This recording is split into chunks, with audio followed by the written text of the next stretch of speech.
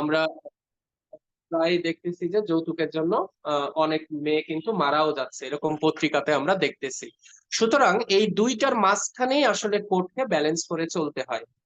কিছু মামলা আছে আসলে এটা অস্বীকার করা যাবে না, যে মিথ্যা। হয়তোবা পরকীয়ার ইস্যু থাকে, বা আপনার অন্য স্বামীর সাথে অন্য ঝামেলা থাকে, টাকা পয়সার লেনদেনের ঝামেলা থাকে। আহ তো বা বিদেশ গেছে স্বামী, টাকা পাঠাচ্ছে না, যৌতুকের মামলা একটা করে দিল, এইটা যেমন সত্য, ঠিক আরেকটাও সত্য যে এখনো বাংলাদেশে অনেক মেয়েকে যৌতুকের জন্য আসলেই মারধর করা হয়। এবং দেখেন, এই যে মাঝে মাঝে আমরা দেখি ফেসবুকে যে যৌতুকের জন্য সে সুইসাইড নোট লিখে মারা যাচ্ছে, যে আমি যৌতুক দিতে পারলাম না। রাইট, যৌতুক দিতে পারলাম না এই জন্য আহ, বাবা মা যেহেতু তোমরা যৌতুক দিতে পারলে না, তাই আমি চলে গেলাম, আমার স্বামীকে যেহেতু সন্তুষ্ট করতে পারলে না, তাহলে আমি পৃথিবী ছেড়ে চলে গেলাম। এরকম ঘটনাও কিন্তু আমাদের সামনে আসতেছে। তাহলে আসলে কোর্টে যখন বিচারক বসে, তখন তাকে সত্য এবং মিথ্যা দুইটা জিনিসকে নিয়েই কিন্তু বিচার করতে হয়। কিন্তু কোনো ব্যক্তি যদি একদম ঢালাও ভাবে বলে দেয় যে যৌতুকের সব মামলাই মিথ্যা, এটা কিন্তু আসলে ঠিক কথা হবে না। কারণ এটা সত্য মিথ্যা দুইটাই আছে। হয়তোবা মিথ্যার রেট আমরা যেটা দেখি, যে মিথ্যার রেটটা একটু যদি আমরা পর্যালোচনা করি, তাহলে অনেক সময় মনে হতে পারে যে আপনার মিথ্যাটা একটু বেশি। কিন্তু আসলে আমরা তো কেউই রিয়েল ফ্যাক্ট জানি না। আপনি আইনজীবী হিসাবেও কিন্তু আপনার কাছে সত্য কথা ক্লায়েন্টরা সবসময় বলে না, দেখবেন অনেক ক্লায়েন্টই আছে, অনেক ঘটনা আইনজীবীর কাছে চেপে যায়, বলতে চায় না। মানে আইনজীবীকেও, সে তার নিজের আইনজীবীকেও বিশ্বাস পায় না, অনেক কিছুই বলে না। আর বিচারক তো দূরে থাক, বিচারকের কাছে তো বলার প্রশ্নই আসে না। তো এরকম সত্য মিথ্যার মাঝখান থেকেই বিচার করতে হয়। তো এই জন্য আসলে সত্য মিথ্যা ওইদিকে আমাদের যাওয়ার দরকার নেই। আমাদের কথা হলো একটা মামলা হলে আমরা কিভাবে প্লেইন ড্রাফট করব, বা নালিশি দরখাস্ত ড্রাফট করব, জামিন শুনানিতে আমরা কি বলবো, কোন কোন গ্রাউন্ডে জামিন হতে পারে, এই বিষয়গুলো আমরা একটু আলোচনা করব। এখন দেখেন, যখন একটা মামলা হয়ে যায়, যৌতুক মামলা, আমরা সাধারণত, আমি ঢাকার বিষয়টা বলতে পারি, এইখানে আমরা যেটা করে থাকি, ম্যাক্সিমাম ক্ষেত্রেই আমরা তদন্ত দিই। একটা মহিলা যখন যৌতুকের জন্য মামলা করে, তখন আমরা তো আর ঘটনাস্থলে ছিলাম না, আমরা কিছুই জানি না, শুধু একটা নালিশি দরখাস্তই আমাদের সামনে থাকে আর বাদী থাকে। তো আমরা এটাকে সাধারণত 200 ধারায় তাকে পরীক্ষা করে আমরা একটা তদন্তের নির্দেশ দেই পুলিশকে। তদন্ত প্রতিবেদনে যদি সত্যতা পাওয়া যায়, সেক্ষেত্রে আমরা সমনও দিতে পারি, ওয়ারেন্টও দিতে পারি, এটা আমাদের বিষয়, বিচারকের বিষয়, যে সে সমন দেবে নাকি ওয়ারেন্ট দেবে। তার কাছে যদি অপরাধটা গুরুতর মনে হয়, আহ তাহলে সে ওয়ারেন্ট দেবে। আর যদি মনে হয় যে না, সত্যতা আছে, ঠিক আছে, বাট দেখা যাক সমনে আসে কিনা, তাহলে তাকে সমন দেয়া যাবে। আর এটা হলো স্বাভাবিকভাবে আমরা ঢাকার কথা বলতে পারি, আমরা সাধারণত এটা ফলো করে থাকি যে একটা তদন্ত হওয়া উচিত। আচ্ছা, এরপরে আবার কিছু কিছু মামলা, হ্যাঁ এটা আমি বলতেছি, তালাক নোটিশ পাঠানোর পরেও মামলা হয়, অনেক ম্যাক্সিমাম মামলায় এই ঘটনাটা ঘটে। আর একটা বিষয়, আমি একটা রিকোয়েস্ট করবো আপনাদের কাছে, আমি একটু আলোচনা করে নেই, তারপরে আপনাদের যে প্রশ্নটা আছে একটু নোট রাখবেন, আপনিও তো ভুলে যেতে পারেন, একটু কাগজে লিখে রাখেন। আমি যখন বলবো যে যৌতুক মামলা নিয়ে সব আলোচনা শেষ, তখন আপনি আমার কাছে প্রশ্ন করবেন। মাঝখানে অনেক সময় বললে একটু আমার ইন্টারাপ্ট হয় আর কি। আচ্ছা, এখন আহ, আমরা যখন এই যৌতুকের মামলাগুলো আমাদের সামনে আসে, তখন তো বললাম যে আমরা আসলে তদন্ত দিয়ে সত্যতা এবং বা মিথ্যা এটা যাচাই করে থাকি। এটা খুবই স্বাভাবিক প্রক্রিয়া, অন্যান্য মামলার মতোই। এখন ধরেন রিপোর্টে দেখা যায় যে যৌতুক মামলায় দেখবেন, একটা জিনিস খেয়াল করে দেখবেন, সাধারণত স্বামীকে করা হয় 1 নম্বর আসামি। যেটা আমরা ছোটবেলায় একটা ছবি দেখেছিলাম, স্বামী কেন আসামি, শাবানা জসিম এরা সম্ভবত ছিল, স্বামী কেন আসামি। তাহলে এখানে সাধারণত 1 নম্বর আসামি থাকে তার স্বামী, আর 2 3 থাকে দেখবেন যে দেবর, ননদ, শ্বশুর, শাশুড়ি এরা। অর্থাৎ একটা ফ্যামিলিতে যারাই থাকে, দেখা যায় যে ম্যাক্সিমাম ক্ষেত্রে সবাইকেই আসামি করা হয়, যে শ্বশুর শাশুড়ির ইন্ধনে সে যৌতুক চেয়েছে, বা শ্বশুর শাশুড়ি আমাকে নির্যাতন করে যৌতুকের জন্য, এরকম নানা বিষয় প্লেইন্টের মধ্যে আনা হয়, নালিশি দরখাস্তের মধ্যে আনা হয়। তো সাধারণত এটা দেখা হয় আমাদের আমাদের যে সোশ্যাল পার্সপেক্টিভ, আমরা যদি চিন্তা করি আমাদের সমাজে, এই সমাজে আমি আপনাকে একটা ব্যক্তিগত ইয়া বলি। মানে আমার আমার পরিবারের সাথে ঘটে যাওয়া একটা ঘটনা বলি। আমার পরিবারে বলতে আমার বাড়ির পাশের এক চাচা আর কি, আমাদের খুবই কাছের এক চাচা। আহ, তার ঘটনাটা একটু বলি। আহ, সেটা হলো যে দেখেন মামলাটা কিভাবে হলো। আমার ওই চাচাটা খুবই জেন্টাল একজন ম্যান, উনি সারাটা জীবনই সে প্রবাসে কাটিয়েছে। তার যত সম্পদ আয় উপার্জন ছিল সব দিয়ে সে তার দুইটা মেয়ে আর হচ্ছে একটা ছেলে, দুইটা মেয়ে একটা ছেলে, এই ছেলেটাকেও আমার চাচা বিদেশে নিয়ে গেছে। তো নিয়ে যাওয়ার পরে এই ছেলেটাও কয়েক বছর বিদেশ করেছে, করে বাবা বিদেশ আছে, ছেলে বিদেশ থেকে চলে আসছে, এসে একটা মোটরসাইকেল কিনছে। মানে একদম নতুন টাকা পাইছে, বিদেশে গিয়ে 4 বছর পরে বিদেশ থেকে আসছে। বাবা কিন্তু এখনো বিদেশে কষ্ট করতেছে, সে ছুটিতে এসে একটা মোটরসাইকেল কিনেছে, কিনে সে মোটামুটি 5-7 দিনের মধ্যে মেয়ে দেখা শুরু করছে। মেয়ে একটা দেখে তার পছন্দ হয়ে গেছে, সে বিয়ে করে ফেলছে। এই ছেলে, আমার চাচা কিন্তু এখনো বিদেশে, আমার চাচা কিন্তু এখনো বিদেশে, বাবাকে জানালো না, কাউকে ওভাবে জানালো না। সে তার এই তার যে বোন ছিল তার এক দুলাভাইকে সাথে নিয়ে যায়, সে একটা মেয়েকে বিয়ে করেছে। এখন এই এই কষ্টে আমার চাচা কি করেছে, ঠিক এই কষ্টটার কারণে আমার চাচা এই ছেলেকে অনেকটা তেজ্য তেজ্য পুত্রের মতো, যদিও এই টার্মটা আমাদের আইনে নাই, মানে বলেছে যে তোমাকে আমি আর ছেলে হিসেবে পরিচয় দিই না, তুমি আমাকেও জানালে না যে তুমি কোথায় বিয়ে করতেছো কি দেখে। তখন এই ছেলে কিছুদিন বাড়িতে ছিল তার নতুন বউকে নিয়ে, তারপরে তাকে বাসা থেকে বের করে দেওয়া হয়েছে। আমার চাচাই বিদেশ থেকে ফোন করে বলছে যে ওকে আর ওর বউকে বাড়ি থেকে বের করে দিতে। তখন এ কি করেছে, একটু দূরে গিয়ে একটা বাসা ভাড়া নিয়ে এই স্ত্রী নিয়ে থাকে।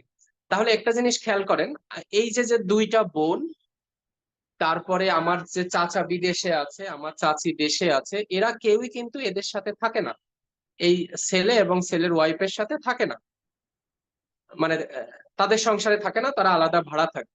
কিছুদিন পরে এই ছেলে আর এই তার ওয়াইফের মধ্যে ঝামেলা হয়েছে।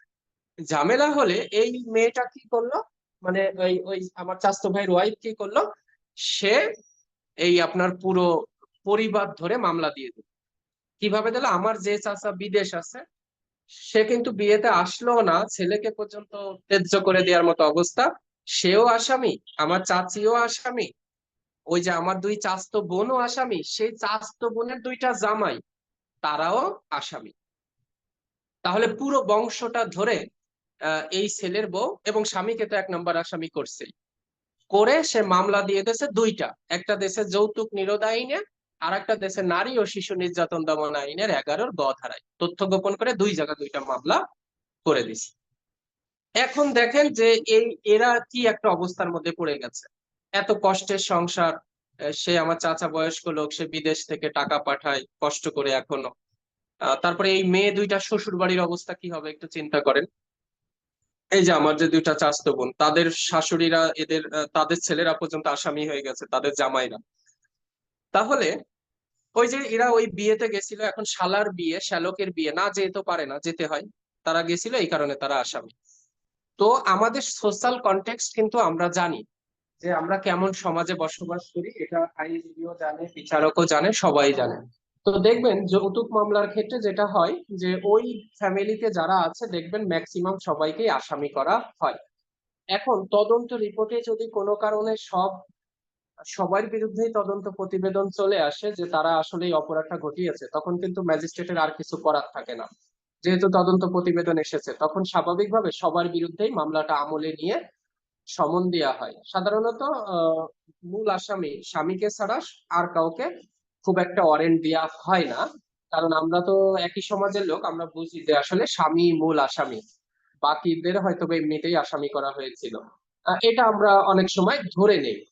এটা হচ্ছে মানে এক একজনের জুডিশিয়াল মাইন্ডের বিষয়, কোন বিচারক কোনটা ধরে নেবে। তো আপনারা কি রিয়েল ফ্যাক্টটা বুঝতে পেরেছেন যে কেন মূল স্বামীর প্রতি টার্গেটটা করা হয়? কারণ ওই যে তারা কিন্তু আসলে একটা সময় আলাদা হয়ে যায়, শ্বশুর শাশুড়িকে ওইভাবে দেখে না, প্রত্যেকেরই ভিন্ন ভিন্ন সংসার। তারপরে যখন এদের আসামি করা হয় তখন কিন্তু আহ হ্যাঁ, অবশ্যই। জেরাটা সুন্দর হলে কোনো মামলাই, সব মামলাই কিন্তু দুর্বল হয়ে যাবে। যদি সঠিকভাবে জেরা করা যায়, দেখবেন যে সুন্দর জেরা করতে পারলে অনেক মামলাই আপনার ভালো প্রতিকার পাওয়া যায়। তো তো যাই হোক, এই যে এইভাবে পুরো বংশ ধরে আসামি কিন্তু করা হয়। তো এইটাও একটু মাথায় রাখতে হবে, আইনজীবীদেরও মাথায় রাখতে হবে, বিচারকরা তো অবশ্যই মাথায় রাখে যে যেন কোনো নিরপরাধ মানুষ যেন একটা হয়রানি না হয়, হয়রানি যেন না হয়, এটা মাথায় রেখেই আমরা ব্যবস্থা নিয়ে থাকি। আমাদের কাছে যাকে মনে হয় যে না আসলে এরই দোষ, বাকিদের আসলে শুধু শুধু আসামি করা হয়েছে, আহ, যার কারণে আমরা ওই অনুযায়ী ব্যবস্থা নিয়ে থাকি। তো এরপরে যৌতুক মামলায় যেটা হয়, এই যে আমরা সমন বা ওয়ারেন্ট যেটাই দেই, সাবিহা সুলতানা জেরিন, আপনি আনমিউট হয়ে গেছেন, একটু মিউট হয়ে যান। সাবিহা সুলতানা জেরিন। তো এরপরে আমরা আচ্ছা, তাহলে মামলাটা আমলে নেওয়া হলো, ওই যে শ্বশুর শাশুড়ির বিরুদ্ধেও আমলে নেওয়া হয়, ননদের বিরুদ্ধেও নেওয়া হয়, ননদের স্বামীদের বিরুদ্ধেও নেওয়া হয়। এটা হলো যে ডিপেন্ড করে যে বিচারক কি করবে, এটা বিচারকের জুডিশিয়াল মাইন্ডের বিষয়। তো যাই হোক, আমলে নেওয়ার পরে তাদের সমন বা ওয়ারেন্ট দেওয়া হবে, তারা সবাই কোর্টে আসবে, আসার পরে এখন হচ্ছে জামিন শুনানি। এখন দেখেন জামিন শুনানিতে আপনাদের কি পয়েন্ট গুলো তুলে ধরা উচিত, এটা একটু আপনাদের জানা উচিত। সেটা হলো ধরেন স্বাভাবিকভাবে এক ভাই বা একটা বোন এখানে একটা প্রশ্ন করেছিল, প্রশ্ন ঠিক না, যে ডিভোর্সের পরে তালাকের নোটিশ পাওয়ার পরে যৌতুকের মামলা দায়ের করা হয়। এই কথাটা সত্য। অনেক মামলায় আমরা দেখি যে ডিভোর্সের নোটিশ দেয়া হয়েছে, তারপরে এসে বাদী মামলা করেছে, এটা সত্য, এটা অস্বীকার করার কিছু নেই। কিন্তু দেখবেন যে ওইখানে আহ, আপনারা যেটা বলতেছেন তাহলে তো মামলা চলে না, ডিভোর্সের নোটিশ পাওয়ার পরে মামলা, তাহলে তো মামলা চলে না, বিষয়টা কিন্তু তা না। আইনে কিন্তু তা বলা হয় নাই কোথাও যে ডিভোর্সের নোটিশ পাওয়ার পরে। বলা হয়েছে যে বিবাহ বলবৎ থাকা অবস্থায়, বিবাহ বলবৎ থাকা অবস্থায়। এখন খেয়াল করেন, তালাক দেওয়া হলো মার্চ মাসে, ধরেন মার্চ মাসে তালাক দেওয়া হলো, তাহলে তালাক যেদিন দেওয়া হলো, তাহলে মার্চ মাসের 1 তারিখ আমরা ধরি, তাহলে এর 3 মাস পরে তালাক কার্যকর হবে। খেয়াল করে শুনতে হবে, 3 মাস পরে। তাহলে মার্চ, এপ্রিল, মে, তাহলে মে মাসের 30 তারিখে গিয়ে আপনার এই 30 তারিখের পরে গিয়ে তালাকটা কার্যকর হবে। এটা হলো আইনের বিধান। তাহলে কেউ মার্চ মাসে ধরেন তালাকের নোটিশ আপনি পাঠালেন, বাদী কি করলো, এই নোটিশটা পাওয়ার ধরেন মার্চ মাসের 5 তারিখে গিয়ে, নোটিশ পাওয়ার পরে বা মার্চ মাসের 15 তারিখে গিয়ে মামলাটা করলো। তাহলে বলেন তার বিয়ে কি বলবৎ আছে, নাকি বিয়েটা ফাইনালি ডিসলভড হয়ে গেছে? তার বিয়ে কি বলবৎ আছে নাকি নাই?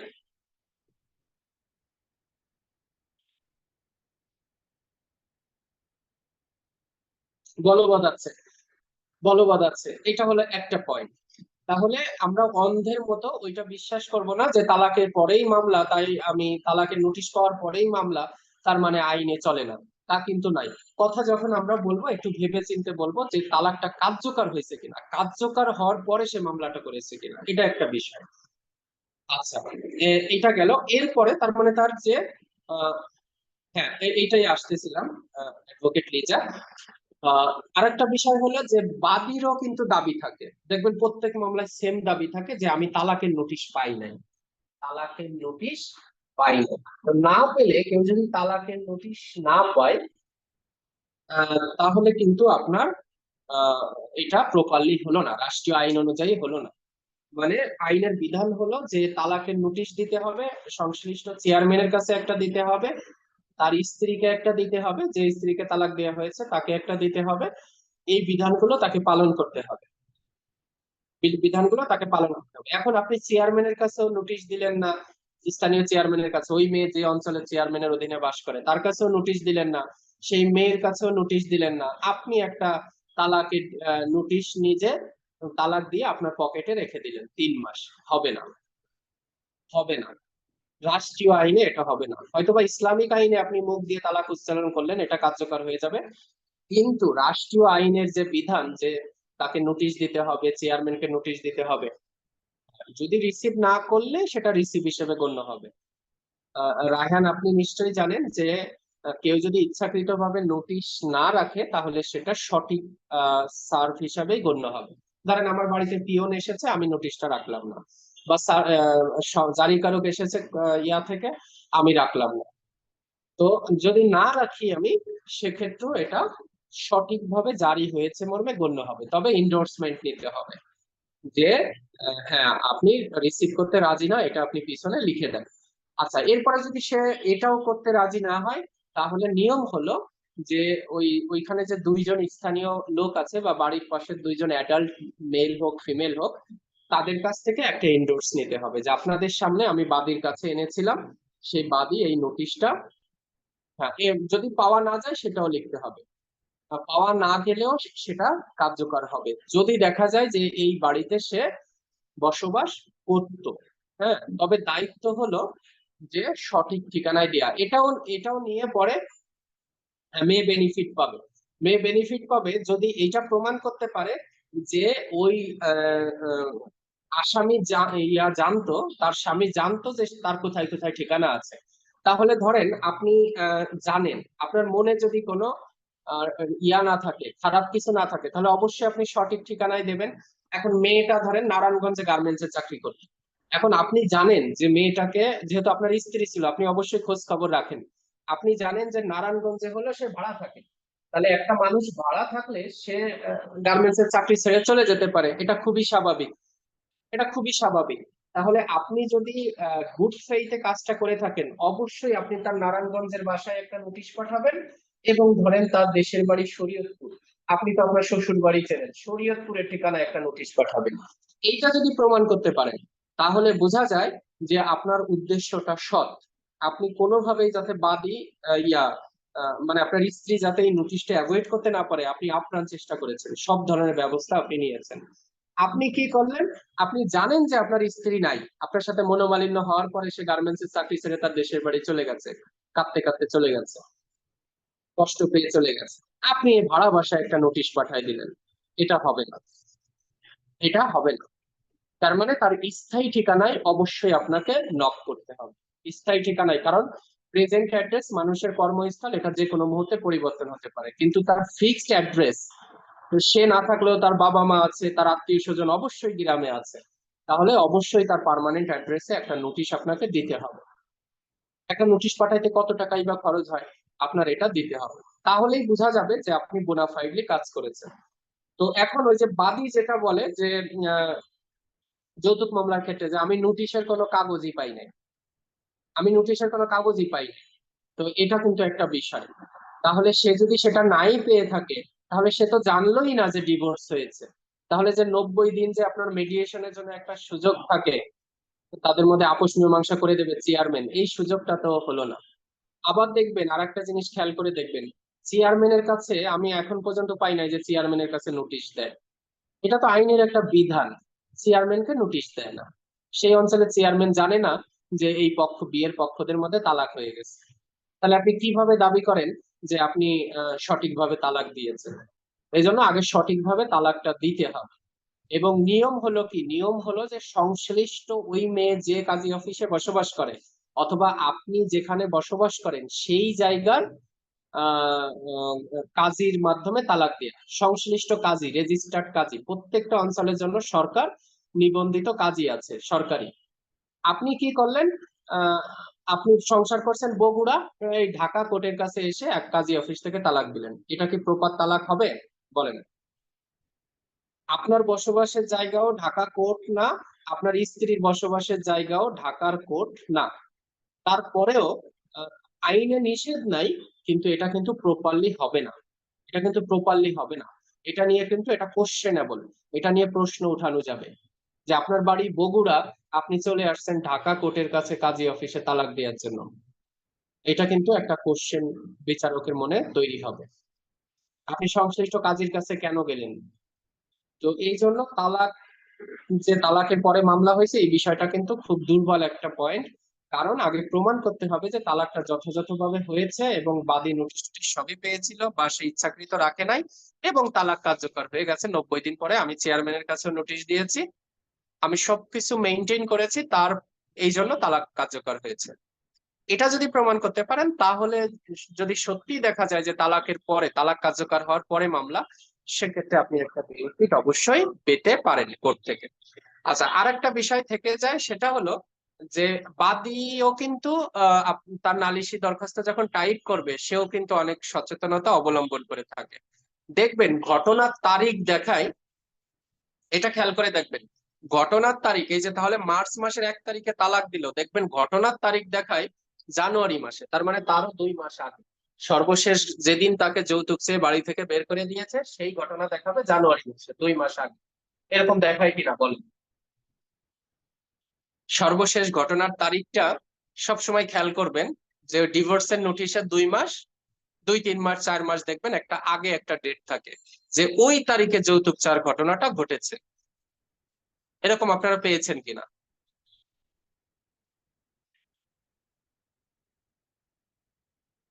সব সময় দেখবেন যে তালাকের নোটিশেরও অবশ্যই একদিন হলেও আগে দেখায়, বা আগে আমরা এই তারিখটা দেখতে পাই যে এই ঘটনাটা, যৌতুক চাওয়ার ঘটনাটা ঘটেছে এইটার আগে। এফিডেভিট করে তালাক হবে না, এফিডেভিট করে তালাক হবে না। তালাকের এফিডেভিট করে বিয়েও হবে না, এফিডেভিট করে তালাকও হবে না। কোনোটাই এফিডেভিটের মাধ্যমে করা যাবে না, এটা নিষেধ। এটা যারা করে এটা কিন্তু সঠিক না, কোনো আইনজীবী এটা করতে পারে না, বা এটা বলাও যাবে না। এফিডেভিটের মাধ্যমে বিয়েও করা যাবে না, এফিডেভিটের মাধ্যমে তালাকও দেয়া যাবে না। আচ্ছা, এখন এই দেখবেন যে যেদিন সর্বশেষ যে ঘটনার তারিখটা, আহ, এই তারিখটা দেখবেন সব সময়, এই আমি আমার স্বল্প অভিজ্ঞতা থেকে বলতে পারি যে তালাকের নোটিশে 4-5 মাস আগের একটা ঘটনা দেখায়। কারণ যৌতুকের মামলা করা তামাদি মেয়াদ কতদিন বলেন? সর্বশেষ ঘটনা থেকে কতদিনের মধ্যে মামলা করতে হবে?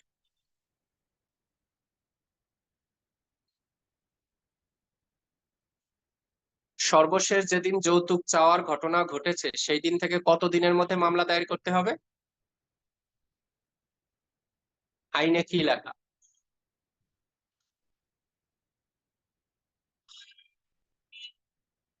1 বছর। আইনে লেখা আছে যে যৌতুক চাওয়ার ঘটনা থেকে 1 বছরের মধ্যে মামলা দায়ের করতে হবে। পেয়েছেন আপনারা এটা? আইনটা মনে হয় আপনাদের সামনে নেই, আমার সামনেও নাই, কিন্তু আমার জানা আছে। আহ হচ্ছে আপনার যেদিন যৌতুকের চাওয়ার ঘটনাটা ঘটেছে সেখান থেকে পরবর্তী 1 বছরের মধ্যে আছে আছে আছে যৌতুক আইন, ইয়াটা দেখেন, যৌতুক নিরোধ আইন 2018 সার্চ দেন, যৌতুক নিরোধ আইন 2018 সার্চ দিয়ে বের করেন, ওই আইনে দেখেন কোন একটা সেকশনে আছে মামলা করার সময় দেখবেন যৌতুক চাওয়ার সময় থেকে 1 বছরের মধ্যে মামলা করা যাবে। হুম, আছে, এটা আমার স্পেসিফিক এখন মনে নাই, বিকজ আমার কাছে তো আর আইনটা নাই, কিন্তু আপনারা এখনই দেখলে পাবেন। তো এই নিয়ম হলো 1 বছরের মধ্যে সে মামলা করতে পারবে। তো এখন ওই যে যে সে 2 মাস আগে এই যৌতুকের তালাকের নোটিশ পাওয়ার এটা 2 মাস বলেন না, আগে 2.5 টাকা 3 টাকার মধ্যে এটা ব্লুটুথ আনতো, আহ, ওই যেগুলা পকেটে গুলা। হ্যাঁ, শোয়েব শোয়েব আপনি একটু আনমিউট হন। তো ওই যে 1 বছর একটা সময় দেয়া আছে, এই জন্য সে তো এই যে জানুয়ারি থেকে আরো ডিসেম্বর পর্যন্ত তার হাতে সময় আছে, এর মধ্যে সে যে কোনোদিন মামলা দায়ের করতে পারবে। যার কারণে ওইটা আসলে কোনো গুড গ্রাউন্ড হতে পারে না যে আমি তালাকের নোটিশ পাওয়ার পরে মামলাটা করেছে। এটা একটা দুর্বল পয়েন্ট হয়ে যায়, বিকজ তালাকটা আসলে যথাযথভাবে কার্যকর হয় নাই। এই এই কথাও কিন্তু বাদী অবশ্যই তুলে ধরে জামিন শুনানির সময়, যে না আমি তো তালাকের নোটিশই পাই নাই, তাহলে কিভাবে আমাকে তালাক দিল, আমি তো জানিই না তালাক হয়েছে। এবং এটাও বলা হয় মাঝে মাঝে, মানে I am sorry to say, বলে যে তালাকের পরে তো সে আমার সাথে বসবাসও করেছে, তালাকের পরে তো সে আমার সাথে বসবাসও করেছে, একই ছাদের নিচে আমরা বসবাস করেছি, তাহলে সে যদি আমাকে তালাক দিয়ে থাকে তাহলে সে আমার সাথে কিভাবে বসবাস করলো? সে গোপনে তালাক দিয়ে পকেটে রেখেছে তালাকের নোটিশ এবং আমার সাথে সে সংসারও করতেছে, তাহলে এটা কিভাবে সম্ভব? এই এই পরিস্থিতির সম্মুখীনও মাঝে মাঝে হতে হয়। এই জন্য তালাকটা প্রপারলি দিতে হবে, না হলে এটা কোনো গুড গ্রাউন্ড হতে পারে না। আচ্ছা, এরপরে আরেকটা বিষয় হলো যে যেটা জামিনের সময় যে বিষয়টা বিজ্ঞ আইনজীবীরা তুলে ধরে, শোয়েব ভাই, আহ, আপনি যদি একটু আনমিউট হন, মিউট হন। জি, থ্যাংক ইউ। আপনারা একটু মাঝে মাঝে চেক করবেন, হ্যাঁ, যে আপনি কি মিউট আছেন নাকি আনমিউট আছেন, এটা আপনার দায়িত্ব। যেন অন্যের ডিস্টার্ব না হয়, এটা একটু মাথায় রাখবেন। আচ্ছা, এরপরে যেটা বলতেছিলাম, এই যে কথার যখন হারিয়ে ফেলি তখন আর বলতে পারি না।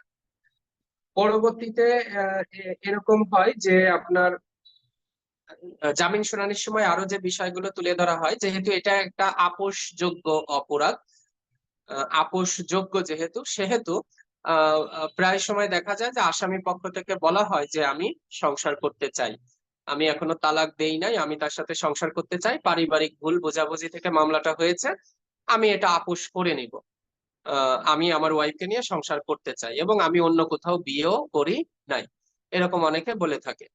তখন এটা আদালত সাধারণত নর্মালি এটা বিবেচনা করে থাকে, যেহেতু একটা সংসার আছে, স্বামীকে জেলে রাখলে তো বরং সে আরো একটু অ্যাগ্রেসিভ হয়ে যাবে যে আমার স্ত্রী আমাকে জেল খাটিয়েছে, তাহলে আমি থাকবোই না, আগে তো স্ত্রীর সাথে থাকার ইচ্ছা ছিল, এখন থাকবোই না। পুরুষ মানুষের মন কিন্তু এটাও, যখন সে জেলে যাবে তখন কিন্তু তার মধ্যে একটা ক্রোধ তৈরি হবে, একটা রাগ তৈরি হবে। তো যার কারণে এইটা হয় যে যখন যদি কোনো আসামি বলে যে আমি সংসার করতে চাই, আমাকে আর জেলে রাখার দরকার নেই, আমি আমার স্ত্রীকে সঠিকভাবে নিয়ে যেতে চাই, আমি আর যৌতুক দাবি করি নাই, করব না, এরকম যদি হলফনামা দেয়, সেক্ষেত্রে এটা একটা জামিনের গুড গ্রাউন্ড তৈরি হতে পারে যে আমাদের বাচ্চা আছে, আমরা সংসার করতে চাই। এই বিষয়টা খেয়াল রাখবেন, এটা সাধারণত আদালত খুব একদম লেনিয়েন্ট ভিউতেই বিবেচনা করে থাকে যে যেহেতু সংসার করতে চায়, বাচ্চা আছে বা সুন্দর একটা সংসার, তাকে জেলে আটক রাখা তো আর বড় কোনো সমাধান না, সমাধানটা হলো তার সংসারটা যেন থাকে। তো এই আপোষের সত্ত্বে আপনার জামিন চাইতে পারেন, এটা একটা ভালো গ্রাউন্ড যে কোনো যৌতুক মামলায় যে আমি আপোষ করে নিব। আর যদি বিবাদী সংসার করতে না চাই, সরি বাদী যদি আসামির সাথে থাকতে না চায়, সেক্ষেত্রে আপনার এই দাবিটা থাকতে পারে যে আপনি তাহলে তার যে দাবি দেওয়া আছে সেটা আপনি তার দেনমোহর ভরণ পোষণ যেটা আছে এটা, কেউ যদি মেয়ে যদি সংসার করতে না চায়, তাহলে কেউ সংসার করতে না চাইলে তো আর তাকে জোর করে সংসার করানো যায় না। তাহলে মেয়ে যদি নিজেই চলে যেতে চায়, সেক্ষেত্রে এটাও আপনার একটা দাবি হতে পারে যে বাদী যদি সংসার করতে না চায়, আমি তার আহ যে দেনা পাওনা আছে এটাও আমি দিয়ে দিতে রাজি আছি। যদিও যৌতুক মামলায় দেনমোহর ভরণ পোষণ এটা আদায় করার মামলা না, তারপরেও দেখা যায় যে আমরা এই মামলাগুলোতে আদালত অনেক সময় তার দেনমোহর ভরণ পোষণ, যেহেতু এটা একটা রাইট, অ্যাজ অফ রাইট সে দাবি করতে পারে, তো এটা তাকে আদায় করে দেয়া আহ, অবৈধ বলা যায় না আর কি। আমি দেখেছি দায়রা আদালত থেকেও অনেক আদেশ দেয় যে সে দেনমোহর পরিশোধ করে দেবে এই শর্তে, যেহেতু বাদী সংসার করতে চায় না, তাকে দেয়া হোক। আহ, এইটা হলো যে যদি আপনি করেন, আপোষের সাথে জামিনটা নেন, তাহলে সেখানে লেখা থাকে যে আমি আপোষ করে নিব আগামী তারিখে। এখন কি আপোষ করে নিবেন সেটা জামিন নামায় কি লেখা আছে আমি তো জানি না, জামিন নামার আদেশে, জামিনের আদেশে। তবে যদি এরকম লেখা থাকে যে যদি বাদী সংসার করতে চায়, যদি বাদী সংসার করতে চায় আমি সংসার করব, আমি আপোষ করে নেব। এখন আপনাকে বিজ্ঞ আদালত 1 মাসের জন্য একটা অ্যাড ইন্টারিম একটা বেইল আপনাকে দিল, অন্তর্বর্তীকালীন একটা জামিন দিল। এখন জামিন দেওয়ার পরে আপনার পক্ষ থেকে কিছু কাজ থাকবে, সেটা হলো যে আপনি তার সাথে যোগাযোগ করেছেন, এটা কিন্তু আদালতকে বোঝাতে হবে যে না আমার আপোষের ইচ্ছা আসলে আছে, আমি তাদের ফোন দিয়েছি, তার বাবা মাকে ফোন দিয়েছি, তাদের বাড়ি পর্যন্ত আমি গিয়েছি আমার বাবা মাকে নিয়ে বা লোকজনকে নিয়ে, তারা আমাদের সাথে আপোষে বসতে চাচ্ছে না। তার প্রমাণ কি, এই যে দেখেন আমি তাদের বাড়িতে গিয়েছি, এই যে ভিডিও করে এনেছি, অথবা এই দেখেন আমি বাদীর ফোন চেক করেন বা তাদের দেখেন কল লিস্ট দেখেন যে আমি তাদের সাথে যোগাযোগ করেছি কিনা তার কাছে জিজ্ঞাসা করেন, বা আমি 5 জন লোক নিয়ে গেছি আমার গ্রামে, দেখেন আমি নিয়ে গিয়েছি কিনা, বা আমার আইনজীবীকে দিয়ে তাদের আমি আমন্ত্রণ করেছি কিনা যে আপনারা আসেন আমরা আপোষ করব। এই চেষ্টাগুলো যদি আপনি দেখাতে পারেন, মানে আপনার দিকটা আপনি পরিষ্কার যে আপনি আপোষের সাথে জামিন নিয়েছেন এবং সেই চেষ্টাটা আপনি করেছেন, তাহলে আশা করি এমন হওয়ার কথা না। আহ, আর এরকম যদি হয় যে আপনি জামিন নেওয়ার পরে টোটালি বাদীর সাথে কোনো যোগাযোগই করেন নাই, আহ, এবং খুব ভালোভাবে ঘুরে বেড়াচ্ছেন যে দেখা যাক, মানে আপনার পক্ষ থেকে কোনো চেষ্টা নাই, একবার ফোনও দেন নাই, বা একবার কথাও বলেন নাই, বা চেষ্টাও করেন নাই, তাহলে কিন্তু বোঝা যাবে যে আপনার ব্যাড ইন্টেনশন আছে। আপনি জামিন পাওয়ার পরে আপনি নিজেকে খুব মুক্ত মনে করতেছেন যে আর কিছু হবে না, অর্থাৎ কোর্টের আদেশটা অনেকটা অমান্য করার মতো। তাহলে কিন্তু আপনার পরবর্তীতে একটা রিস্ক থেকে যায় সিডাব্লিউ হওয়ার। কারণ আপনি আপোষের শর্ত ভঙ্গ করলে তো আইনগতভাবেই এটা একটা ডিফল্ট হিসেবে গণ্য হবে। তাহলে এটা থেকে যায়, এই জন্য আপনাদের যারা আপোষের সাথে জামিন নেন একটু ক্লিয়ার হয়ে জামিনটা নিবেন। শুধু জামিন পাওয়ার জন্য জামিন নেওয়ার দরকার নেই।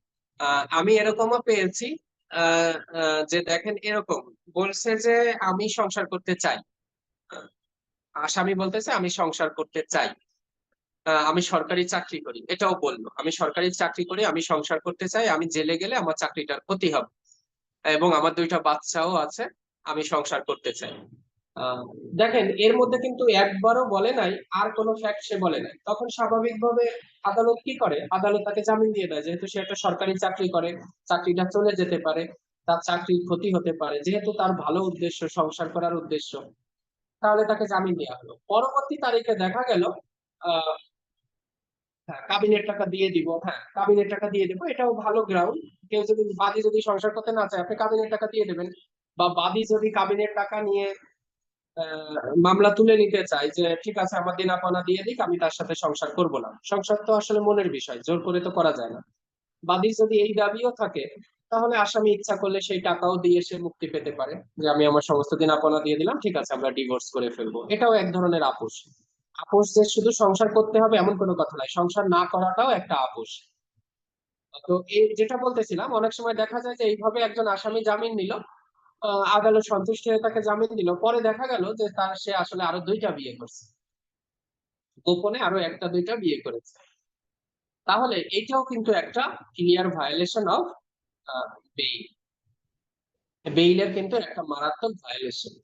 তাহলে আপনি কিন্তু কোর্টের কাছে তথ্য গোপন করেছেন, পরবর্তী তারিখে বাদী এসে কাগজ জমা দিল যে এই দেখেন তা সে আমাকে গোপনে তালাক দেওয়ার পরে আরো 2টা বিয়ে করেছে, অথবা তালাক না দিয়ে আমাকে আরো 2টা বিয়ে করেছে বা 1টা বিয়ে করেছে।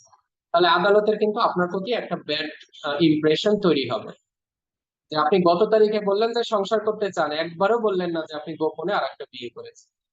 তাহলে তো আপনি কোর্টের সাথে প্রতারণা করেছেন। এই কাজগুলো আপনারা করবেন না, কারণ একজন আইনজীবীর ইমেজ যদি ভালো থাকে কোর্টের কাছে, আপনি কিন্তু প্রচুর রেমিডি পাবেন। আমি একটা সত্য কথা বলি আপনাদের, এটা সারা জীবন মনে রাখবেন। আমার অনেকে বয়সে বড় আছেন, কেউ ছোট আছেন, এটা সারা জীবন মনে রাখবেন। আপনি আদালতের প্রতি যত নম্র হবেন, যত শ্রদ্ধা করবেন, আদালতকে কোনো ব্যক্তিকে না, আদালত কিন্তু একটা প্রতিষ্ঠান, একটা ন্যায়ের জায়গা, মানুষ যেখানে ন্যায় বিচার পায়। আপনি যদি আদালতকে সম্মান করেন, আদালতের আদেশ সুন্দরভাবে মেনে নেন, আদালতের সাথে কোনো ধরনের ক্লায়েন্টের স্বার্থের জন্য কোনো প্রতারণার আশ্রয় না নেন, তাহলে কিন্তু বিচারকের আপনার প্রতি একটা ভালো ধারণা হবে। এবং এই ধারণাটা এটা মনে করবেন না যে ওই বিচারক তো বদলি হয়ে গেছে, তাহলে আমার ভালো আচরণ করে কি লাভ, 3 মাস 3 বছর পরে তো উনি চলে যাবে অন্য ডিস্ট্রিক্ট, আমি তো আর যাবো না। ওই বিচারক যখন যাবে তখন তার জায়গায় আরেকজন আসবে, তো সব বিচারকের সাথে সবার কিন্তু যোগাযোগ হয়। তখন কিন্তু বলে যে ওই ঢাকা কোর্টে বা ওই শেরপুর কোর্টে ওই আইনজীবী উনি কি কেমন আছেন, এখন সুস্থ আছেন, উনি কিন্তু ভালো সুন্দর সাবমিশন রাখেন, খুব নম্র ভদ্র, ভালো কথা বলেন, কখনো আদালতকে মিসগাইড করেন না, যা বলেন একদম স্পেসিফিক বলেন, অন্যায়কে উনি প্রশ্রয় দেন না, যেটা উচিত সেটাই উনি বলেন। এই মেসেজটা কিন্তু ওই বিচারক যেখানেই চলে যাক দেখবেন যে আপনার খোঁজ নেবে বা পরবর্তী বিচারকের সাথে আপনার বিষয়ে একটু হলেও কথা বলবে, যে আচ্ছা ওই আইনজীবী কি এখনো আছে, উনি কি এখনো প্র্যাকটিস করেন, উনি কিন্তু আমার সময় খুব ভালো প্র্যাকটিস করতেন। এই যে নতুন বিচারক যিনি আসছেন তারও কিন্তু আপনার প্রতি, কারণ আপনি তো সবসময় ভালো আচরণ করতেছেন, আপনার প্রতি একটা ভালো ধারণা হবে। কিন্তু যারা আদালতকে অসম্মান করে, চিৎকার চেঁচামেচি করে, বা আদালতের আদেশ মানতে চায় না, অন্য কোনো শক্তি প্রয়োগ করতে চায়, বিচারককে আহ মানে খারাপ ভাবে হ্যান্ডেল করতে চায়, দুর্নীতির আশ্রয় নিতে চায়, এইগুলা হয়তোবা আপনি সাময়িক ভালো থাকতে পারেন, টাকার মালিক হতে পারেন, কিন্তু আমরা সবাই মরণশীল, একটা সময় কিন্তু আপনার নাম থাকবে না, আপনি মারা যাবেন, আপনার নামটা কিন্তু খারাপ ভাবে থাকবে, যে ওই অ্যাডভোকেট সাহেব ভালো ছিল না, উনি মানুষের সাথে খারাপ আচরণ করতো, মিথ্যা কথা বলে টাকা নিয়ে যেত। তো আমাদের 60-70 বছরের একটা জীবন, সর্বোচ্চ 70 বছর, এই ছোট জীবনে আমরা এগুলা কেউ না করি। এই জন্য সবসময় যখন আপনি জামিন চাইবেন খুব স্পেসিফিক লিখে দিবেন, আদালতকে বলবেন যে মাননীয় আদালত, আমি আমার ক্লায়েন্ট থেকে যতগুলো তথ্য পেয়েছি তার মধ্যে একটাও আমি গোপন করতেছি না, সে আসলেই বিয়ে করে নাই, সে সত্যি সংসার করতে চায়, আমার কাছে যেটা বলেছে একদম আসামির সামনেই দরকার হয় আপনি বলেন, দরকার হয় তাকে পিডব্লিউ দিয়ে আনেন, মানে আপনার দিকটা যেন কোনো খারাপ কিছু না হয়, আপনার ধারণাটা যেন বিচারকের কাছে স্বচ্ছ থাকে, তাহলে আপনি দেখবেন পেশাগত জীবনে অনেক ভালো করতে পারবেন, আল্লাহ চাইলে অনেক উপরেও যেতে পারবেন। এই বিষয়টা। আর যদি আপনি এরকম করেন যে ঠিক আছে আমি শুধু জামিন নেওয়ার জন্য সে আমাকে কিছু টাকা দেবে, আমি জামিনটা করিয়ে দিলাম, এরপরে আর আপনি আর বললেন যে ঠিক আছে এখন ভাই আমি আর আপনার সাথে নাই, আপনি অন্য আইনজীবী ধরেন, আমি আপনার প্রথম তারিখে জামিন করা দিয়েছি, এটা আমার দায়িত্ব ছিল, এটা কিন্তু একজন ভালো অ্যাডভোকেটের পরবর্তী আইনজীবী কিন্তু বিপদে পড়বে। এই আসামিকে জামিনে রাখতে গিয়ে পরবর্তী আইনজীবী বিপদে পড়বে, কারণ আগের আইনজীবী যে সপ্তাহে জামিন করিয়ে দিয়েছে, পরবর্তী যে আইনজীবী সে কিন্তু একটা বড় বিপদে পড়ে যাবে, না এই ক্লায়েন্টকে বাঁচাতে পারবে, না মানে তারও একটা রেপুটেশনের বিষয় হয়ে যাবে। বলবে আগের আইনজীবী তো এরকম ফাঁকি দিয়ে আপনার কাছ থেকে টাকা নিয়ে চলে গেছে, সে তো আপনাকে এই সপ্তাহে জামিন করিয়ে দিয়েছে। হ্যাঁ, এই জন্য আমার কথা হচ্ছে যে সব সময় যেটা বলবেন একদম স্পেসিফিক। যেমন আমি আপনাকে বলি, আমি যখন মুন্সিগঞ্জে বিচারক ছিলাম সিভিল কোর্টে, তখন সেখানে একজন অ্যাডভোকেট ছিল, তার নাম মুন্সিগঞ্জের কেউ থাকলে চিনবেন, তার নাম হলো অ্যাডভোকেট সুমন মিয়া। হ্যাঁ, সুমন মিয়া খুবই ইয়াং, আমাদের বয়সী ছিল। আমি তো খুবই অল্প বয়সে যোগদান করেছি, আমার মানে অনার্স মাস্টার শেষ হওয়ার সাথে সাথেই চাকরিটা হয়ে গেছে। তো একদমই ইয়াং সময় আমি যোগদান করেছি, সেও আমার বয়সী ছিল, প্রাইভেট ইউনিভার্সিটিতে পড়ালেখা করেছে স্টামফোর্ডে। তো আমি তার সাবমিশন শুনে আমার কাছে মনে হতো যে সে মুন্সিগঞ্জের এক সময় অনেক বড় আইনজীবী হবে। এখন আমি তার খোঁজ খবর নেই, মাঝে মাঝে যে বিচারক আছে তার কাছে ফোন দিয়ে পাই, হ্যাঁ আসলেই সে এখন অনেক বড় আইনজীবী, তার এখন মামলার কোনো অভাব নাই, তার পিছনে লোকজন এখন ঘোরে, সে মামলা নিতে পারে না। একদম ইয়াং, আপনারা মুন্সিগঞ্জে থাকলে নিশ্চয়ই জানবেন। তো সে কেন, সে তার এটা যোগ্যতা দিয়ে সে কথা বলতে খুব সুন্দর করে পয়েন্ট করে করে, যে মাননীয় আদালত আমি আমি এই কারণে এটা চাই, আইনে এটা আছে, আমার দাবি এটা, একদম শর্ট। ওই সারাদিন ধরে, মানে হ্যাঁ advocate Suman Mia, right, advocate Suman Mia, লম্বা করে, খুব ভালো হ্যান্ডসামও প্লাস সে তার মানে কথাবার্তা খুব সৎ, যা বলে সেটা সে করে কোর্টে এসে, ক্লায়েন্টের প্রতিও তার যথেষ্ট দায়বদ্ধতা আছে, তার সাবমিশন শুনলেই বোঝা যায় সে স্টাডি করে আসে।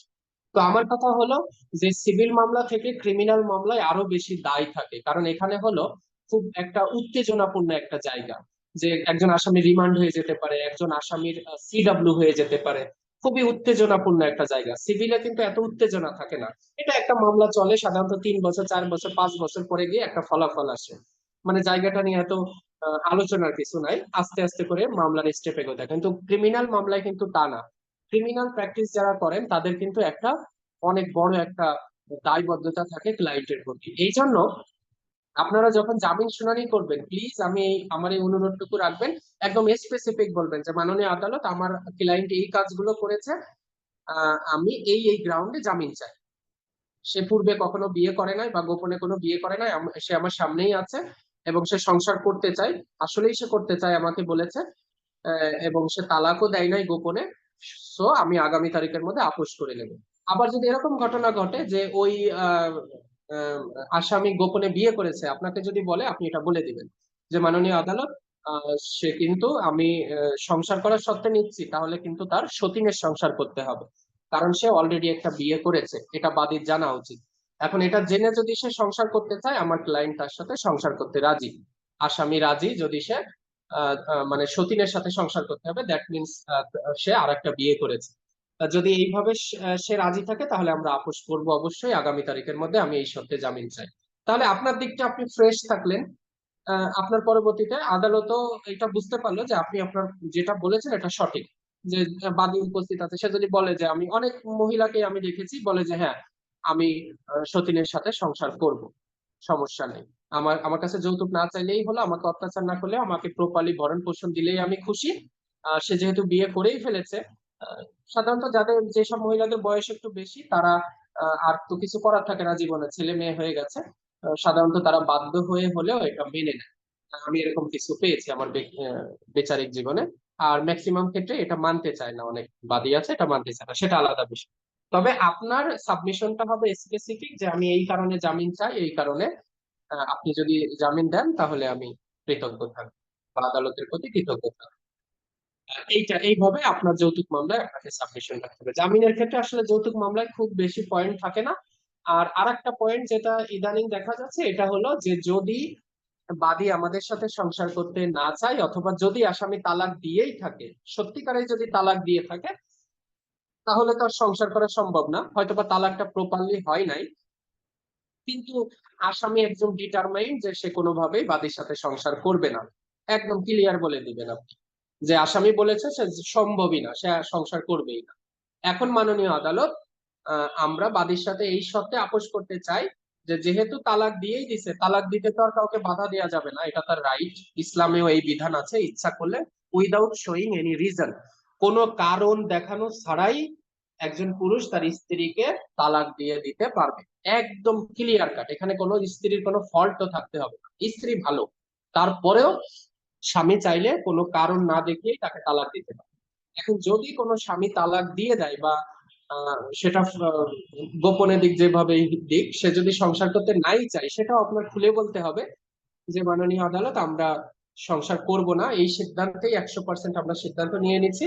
তাহলে আপোষের যে সুযোগটা আছে সেটা হলো যে তার যে দেন মোহর আছে, এটা তার অধিকার, আমরা এটা দিয়ে দিতেছি।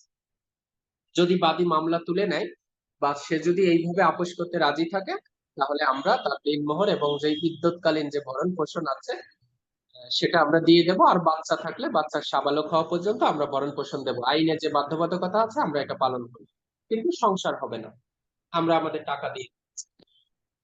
আপনি কিস্তিতে দেন বা অথবা এককালীন দেন, আদালত যেটা মঞ্জুর করে। তো যদি বাদী রাজি থাকে, তাহলে এইভাবে আপনি আপোষ করতে পারেন, কোনো সমস্যা নাই। তাহলে জামিনের ক্ষেত্রে লুকোচুরির কোনো বিষয় না। জামিনের ক্ষেত্রে বরং আপনাকে আহ, বরং একদম স্ট্রেট ফরওয়ার্ডই কথা বলা উচিত যে আমি এই এই কারণে জামিন চাই। আহ, এটাই আপনার একটা গ্রাউন্ড হতে পারে, এগুলোই বলা উচিত। এই বিষয়গুলো দেখবেন। আর যৌতুক মামলায় তাহলে জামিনের বিষয়টা গেল, জামিনে আমরা কি বলবো না বলবো এটা খুবই স্পেসিফিক বলে দিব। আর আর একটা বিষয় হলো যে জামিনে যৌতুকের মামলায় জেরা কিন্তু একটা ভাইটাল বিষয়। জেরা, জেরাটা খুব সুন্দরভাবে করতে হবে। কজ অফ অ্যাকশন কবে অ্যারাইজ করেছে, কি কি ঘটনা ঘটেছে, প্রত্যেকটা বিষয়ের উপরে আপনাকে জেরায় টাচ করতে হবে। আর একটা বিষয় হলো যে অনেকে ডিফেন্ট উইটনেস দিতে চায়, মানে বিবাদীয় সাক্ষী দিতে চায়। 342 ধারায় পরীক্ষা করার পরে আসামি পক্ষে সাক্ষীর জন্য রাখা হয়। তো আসামি পক্ষে যখন সাক্ষীর জন্য রাখা হয়, এইটা আপনারা একটু ভেবেচিন্তে দিবেন। কারণ আপনারা ক্রিমিনাল জাস্টিস সিস্টেমে একটা প্রিন্সিপাল আপনাদের জানা আছে যে বাদীর মামলা বাদীকে প্রমাণ করতে হবে। এটা সিভিল মামলার ক্ষেত্রেও তাই, ক্রিমিনাল মামলার ক্ষেত্রেও তাই, যে ফরিয়াদিকেই বা বাদীকেই তার মামলা প্রমাণ করতে হবে, বা রাষ্ট্রকেই তার মামলা প্রমাণ করতে হবে। এই ক্ষেত্রে বিবাদীর কোনো দায় নাই, আসামির কোনো দায়িত্ব নেই। সব দায়িত্ব মামলা প্রমাণ করা বাদীর উপর। এখন প্রায় ক্ষেত্রে এটা দেখা যায় যে বাদী ধরেন 3 জন সাক্ষী দিয়েছে যৌতুক মামলায়, যৌতুক মামলায় বা যে কোনো মামলার কথাই আমরা বলতে পারি। বাদী সাক্ষী দিয়েছে 5 জন, ধরেন ফর এক্সাম্পল 5 জন। বিবাদীকে এটা আইনজীবী হিসাবে এই গাইডটা দেওয়া যাবে না। হয়তোবা আপনার কিছু টাকা চলে যাবে, কিন্তু জীবনে টাকাই সব না। আহ, দেখবেন যে একটা সময় আপনার টাকা অনেক আসবে, এটা আল্লাহ আপনার ভাগ্যে লিখলে আপনি একটা সময় মামলা নিতেও চাইবেন না, এরকম একটা অবস্থা হবে। কিন্তু সেই পর্যায়ে পৌঁছাইতে হলে সৎ থাকতে হবে। এই যে বাদী 5 জন দিল, PW5 5 জন দিল, এখন উনি 5 জন দিছে বিদায় DW অর্থাৎ আসামিরও 5 জন দিতে হবে এমন তো কোনো কথা নাই। এখন আপনি চাইলেন, বললেন যে দেখেন এখন ওরা তো 5 জন দিয়েছে, আমাদের 7 জন দিতে হবে, নাহলে কিন্তু আমরা মামলায় হেরে যাব, বা আমাদেরও কমপক্ষে 5 জন দিতে হবে। আপনি সাক্ষী নিয়ে আসবেন। তাতে আপনার কি হবে, আপনি বলবেন যে এই যে দেখেন আমি 5 জন সাক্ষী নিলে তো আমার কত টাকা খরচ হবে, মানে আমার কি পরিমাণ কষ্ট হবে চিন্তা করেন। তাহলে 5 জন সাক্ষীতে যদি আপনি প্রত্যেক সাক্ষীতে যদি 5,000 টাকা করে আমাকে দেন, তাহলে তো আমাকে 25,000 টাকা আপনার দিতে হবে। এইটার দরকার নাই। আমি বলবো এইটা কখনো বলবেন না। আপনার আলটিমেট ইয়া থাকবে ক্লায়েন্টের হাসি।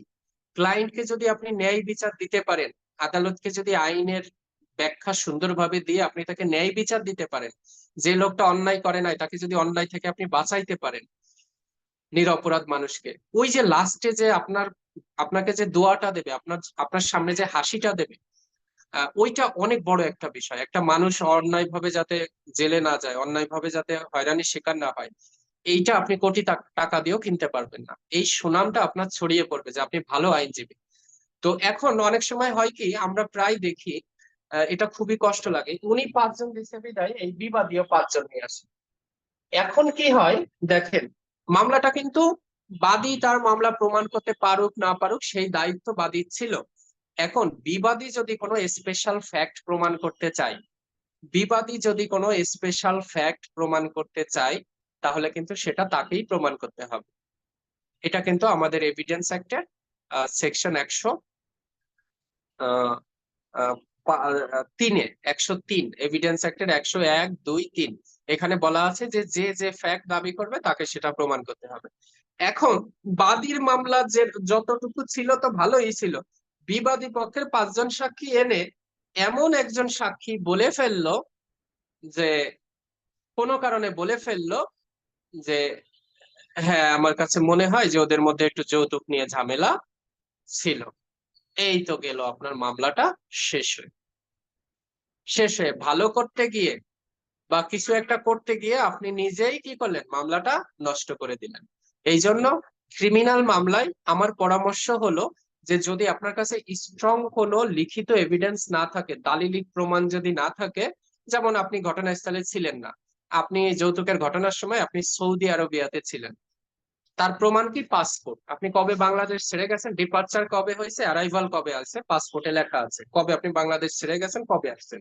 ওইটার জন্য আপনি সাক্ষী দিতে পারেন আসামি পক্ষে, যে মাননীয় আদালত ওই যৌতুক চাওয়ার ঘটনার দিনে আমি বাংলাদেশেই ছিলাম না, এটা আমি বিবাদীর সাক্ষী দেওয়ার সময় আমি কাগজপত্র দাখিল করব এবং আমি সাক্ষ্য দেব। এটা আপনার জন্য একটা গ্রাউন্ড হতে পারে। কিন্তু উনি 5 জন দিয়েছে, বাদী 5 জন দিয়েছে, আপনার কাছে একটা কাগজও নাই, কোনো কিছুই নাই, আপনিও 5 জনকে নিয়ে আসলেন, যেন তেন সাক্ষীকে কোন রকম একটু বোঝাই শোনায় নিয়ে আসলেন, তাহলে কিন্তু বিপদে পড়ার আশঙ্কা অনেক গুণে বেড়ে যায়, অনেক গুণে বেড়ে যায়। তাহলে যেখানে আপনার মামলাটা উচিত ছিল যে সাইলেন্ট থাকা, যেহেতু বাদীর মামলা বাদীকেই প্রমাণ করতে হবে, আপনি বরং সেখানে কি করলেন, নিজের মাথা নিজেই ফাঁদের মধ্যে ঢুকাই দিলেন, ফাঁদের মধ্যে নিজেই নিজেকে ফেলে দিলেন। এই জন্য এই কাজটা করা যাবে না, যে ক্লায়েন্টকে সৎ পরামর্শ দিতে হবে যে দেখেন ওরা 5 জন 10 জন দিক তাতে কিছু যায় আসে না, আমাদের কাছে যেহেতু কাগজপত্র নাই, ওই টাইপের কোনো এভিডেন্স নাই, তাকে বুঝাই বলতে হবে আমাদের আসলে সাক্ষী দেওয়ার কোনো দরকার নেই, বরং এটা দিতে গেলে আপনার জন্য ক্ষতিও হতে পারে। আপনি একটা উল্টাপাল্টা একটা কথা বলে ফেললে তখন কিন্তু ক্ষতিও হতে পারে। আর মামলার অ্যাসেসমেন্ট তো আপনি বাদী পক্ষের সাক্ষী তো নিশ্চয়ই নকল নিয়েছেন, আপনি তো পড়ে বুঝতেই পারবেন যে ফলাফল কেমন হতে পারে। বা নিশ্চয়ই বিচারক তার আইনের বাইরে গিয়ে রায় দেবে না, এমন কোন কন্ট্রাডিকশন আপনি তৈরি করে দিয়েছেন, দেখবেন যে বিচারক আসলে ওই কন্ট্রাডিকশনের বাইরে যেতে পারবে না। তো এই জন্য ক্রিমিনাল মামলায় বিবাদী পক্ষে সাক্ষী দেওয়ার সময় 10 বার ভেবেচিন্তে তারপরে এই দরখাস্তটা করবেন। এটা আপনাদের প্রতি অনুরোধ আমার। এটা কিন্তু একজন ভালো আহ মানে ভালো আইনজীবী হওয়ার জন্য এই সিদ্ধান্তটা একটা বড় সিদ্ধান্ত, যে আমি ডিফেন্স উইটনেস দিব কিনা, এটা একটা বিষয়। আচ্ছা, আপনি মাদক মামলায় ডিফেন্স উইটনেস দিতে পারেন যদি আপনি বলেন যে আমি ঘটনাস্থলে ছিলেন না, যেখান থেকে আপনাকে অ্যারেস্ট করা হয়েছে আপনি ছিলেন অন্য কোনো জেলায়, আসলে আপনাকে পরে অ্যারেস্ট করা হয়েছে, হ্যাঁ এটা আপনি দিতে পারেন যদি আপনার কাছে প্রমাণ থাকে যে আপনি চিটাগাং এ ছিলেন, সেই দিনের ট্রেনের টিকিট আছে আপনার কাছে যে আপনি গিয়েছিলেন, আপনার নামে টিকিট কাটা এবং আপনি এসেছিলেন, হ্যাঁ ভিডিও ফুটেজ আছে রেল স্টেশনের, আপনি চাইলে সেটা সংগ্রহ করতে পারেন। তো এরকম আমি বলতেছি যে স্ট্রং এভিডেন্স থাকলে আপনি এই রিস্কটা নেবেন, আদারওয়াইজ এই রিস্কটা কখনোই আমার মনে হয় যে নেওয়াটা ওয়াইজ হবে না, বরং আপনার বিপদের কারণ হতে পারে।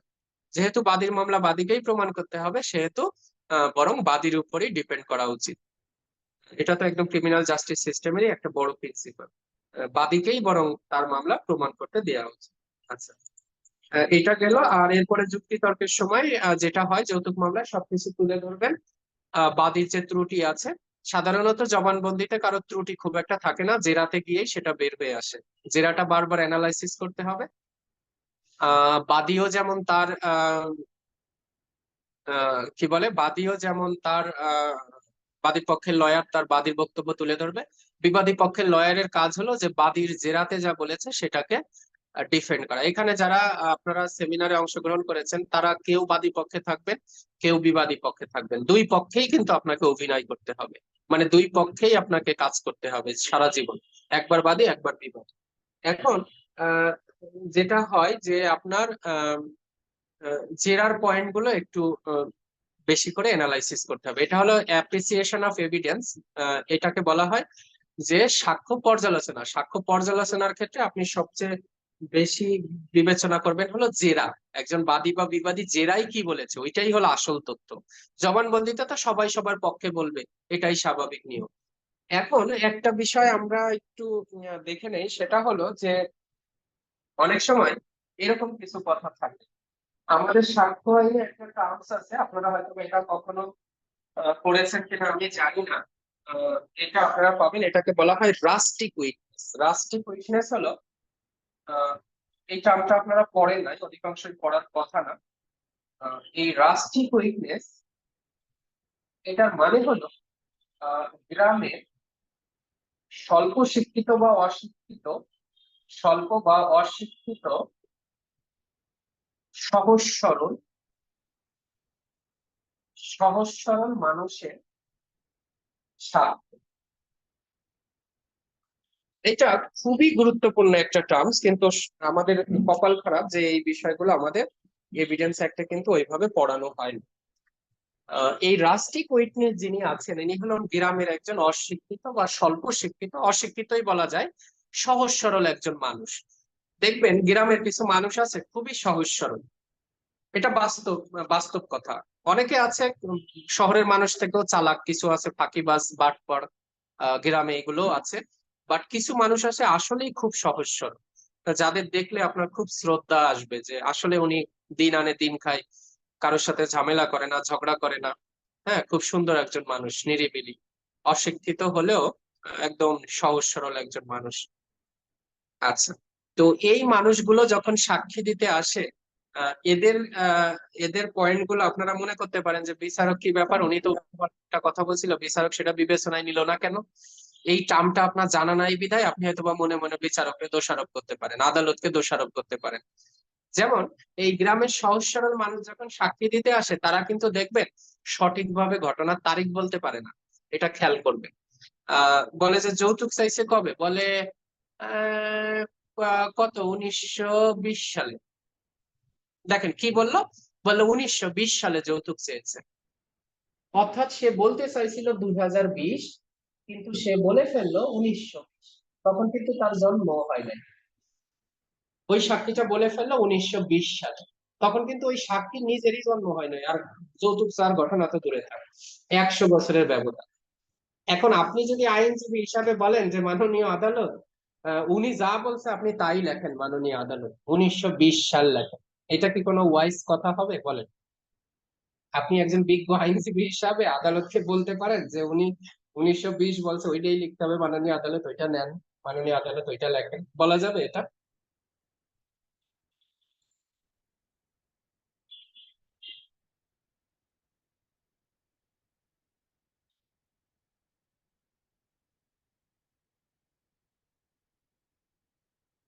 এটা কিন্তু বলা যাবে না। এটা একজন বিজ্ঞ আইনজীবী এটা বলতে পারে না। কেন? কারণ এখানে ক্লিয়ারলি দেখা যাচ্ছে যে ওই মানুষটা হলো অশিক্ষিত মানুষ। সে 2020 বা যা শুনছে বা যা দেখছে ওইটাই বলতে চাইছে, বাট উনি গণনা করতে পারেন 2020-এর জায়গায় 1920 বলে ফেলছে। এটা করতে পারে। তো এইগুলা কিন্তু মারাত্মক কোনো ত্রুটি না। এরপরে হতে পারে যে বাদীর জায়গায় বিবাদী, বিবাদীর জায়গায় বাদী বলতে পারে, এটাও কিন্তু ঘটতে পারে। কেন? কারণ সে তো বাদী বিবাদী তো বোঝে না। সে একজন অশিক্ষিত মানুষ, নিজের নামই লিখতে পারে না, কাকে বাদী বলে আর কাকে বিবাদী বলে তা তো সে জানে না। এখন আপনি জিজ্ঞাসা করলেন যে আচ্ছা, আহ বিবাদী কি বাদীর কাছে আপনার সামনে যৌতুক চেয়েছে? চেয়েছে বলেন? উনি বললো যে না, চাই নাই। তাহলে কি বাদী চাইছে? হ্যাঁ হ্যাঁ, বাদী, বাদী বাদী যৌতুক চাইছে তাই বলল। তাহলে সে বলতে চাইছিল যে বিবাদী যৌতুক চেয়েছে, সেটা না বলে সে এখন বলতেছে যে বাদী যৌতুক চাইছে বিবাদী। এখন আপনি যদি বলেন যে এইটা এইটা উম, যুক্তিতর্কের সময় আমি তুলে ধরবো, বা মাননীয় আদালত এটা একটু আপনি আহ, আহ, লিখে রাখেন, যদি যা বলছে তাই লিখে রাখেন, এটা কিন্তু করা যাবে না। কারণ এই চামচার কারণে এখানে বলা হলো যে একজন শিক্ষিত মানুষও আদালতের কাঠগড়ায় ওঠার পরে স্বাভাবিকভাবে হাত পা কাঁপতে থাকে, বা অনেক স্বাভাবিক জিনিসও ভুলে যেতে পারে। এটা একটা শিক্ষিত মানুষের ক্ষেত্রে এই অবস্থা হয়, তাহলে একজন অশিক্ষিত সহজ সরল গ্রাম্য মানুষের কাছে কি অবস্থা হতে পারে এজলাসে ওঠার পরে, কাঠগড়ায় ওঠার পরে। এই জন্য বলা হলো যে রাস্টিক উইটনেস যারা আছে এটাও আদালতকে একটু অন্যভাবে অ্যাসেসমেন্ট করে থাকে, যে একজন স্বল্প শিক্ষিত অশিক্ষিত মানুষ যে কোনোদিনও আদালতের বারান্দায় আসে নাই, সে সাক্ষ্য দিতে আসলে কিছুটা উলট পালট করেই ফেলবে, এটা কিন্তু কোনো গুরুতর কোনো আহ ইয়া হতে পারে না। মানে বড় ধরনের কোনো ভুল হিসাবে এটাকে গণ্য করা যাবে না। তাহলে এই বিষয়গুলো একটু খেয়াল রাখবেন, যে আপনি ওই চিন্তা করলেন যে ও উনি 2020-এর জায়গায় 1920 বলছে, এইটা দিয়েই তো আমি খালাস পেয়ে যাবো, এইটা দিয়েই তো আমি মামলা শেষ, অথবা এটা দিয়েই তো আমি মামলা জিতে যাব, এই কথা কিন্তু বলার কোনো সুযোগ নাই। কারণ আদালত কিন্তু তাকে অন্যভাবে অ্যাসেসমেন্ট করবে। আপনি তাকে অ্যাসেসমেন্ট করছেন যে উনি বলতে পারে না এই কারণে মামলায় বাদী হেরে যাবে, বিষয়টা তা না। আদালত তাকে বিবেচনা করবে যে সে একজন গ্রামের সহজ সরল মানুষ, তার হাব ভাব তো আদালত লিখে রাখবে, যে কেমন ভাবে তাকাচ্ছে, এগুলো কিন্তু আদালত এটা নোট করতে পারবে। তাহলে সবাইকে একটু বুঝেছেন যে রাস্টিক উইটনেসটা আসলে কি?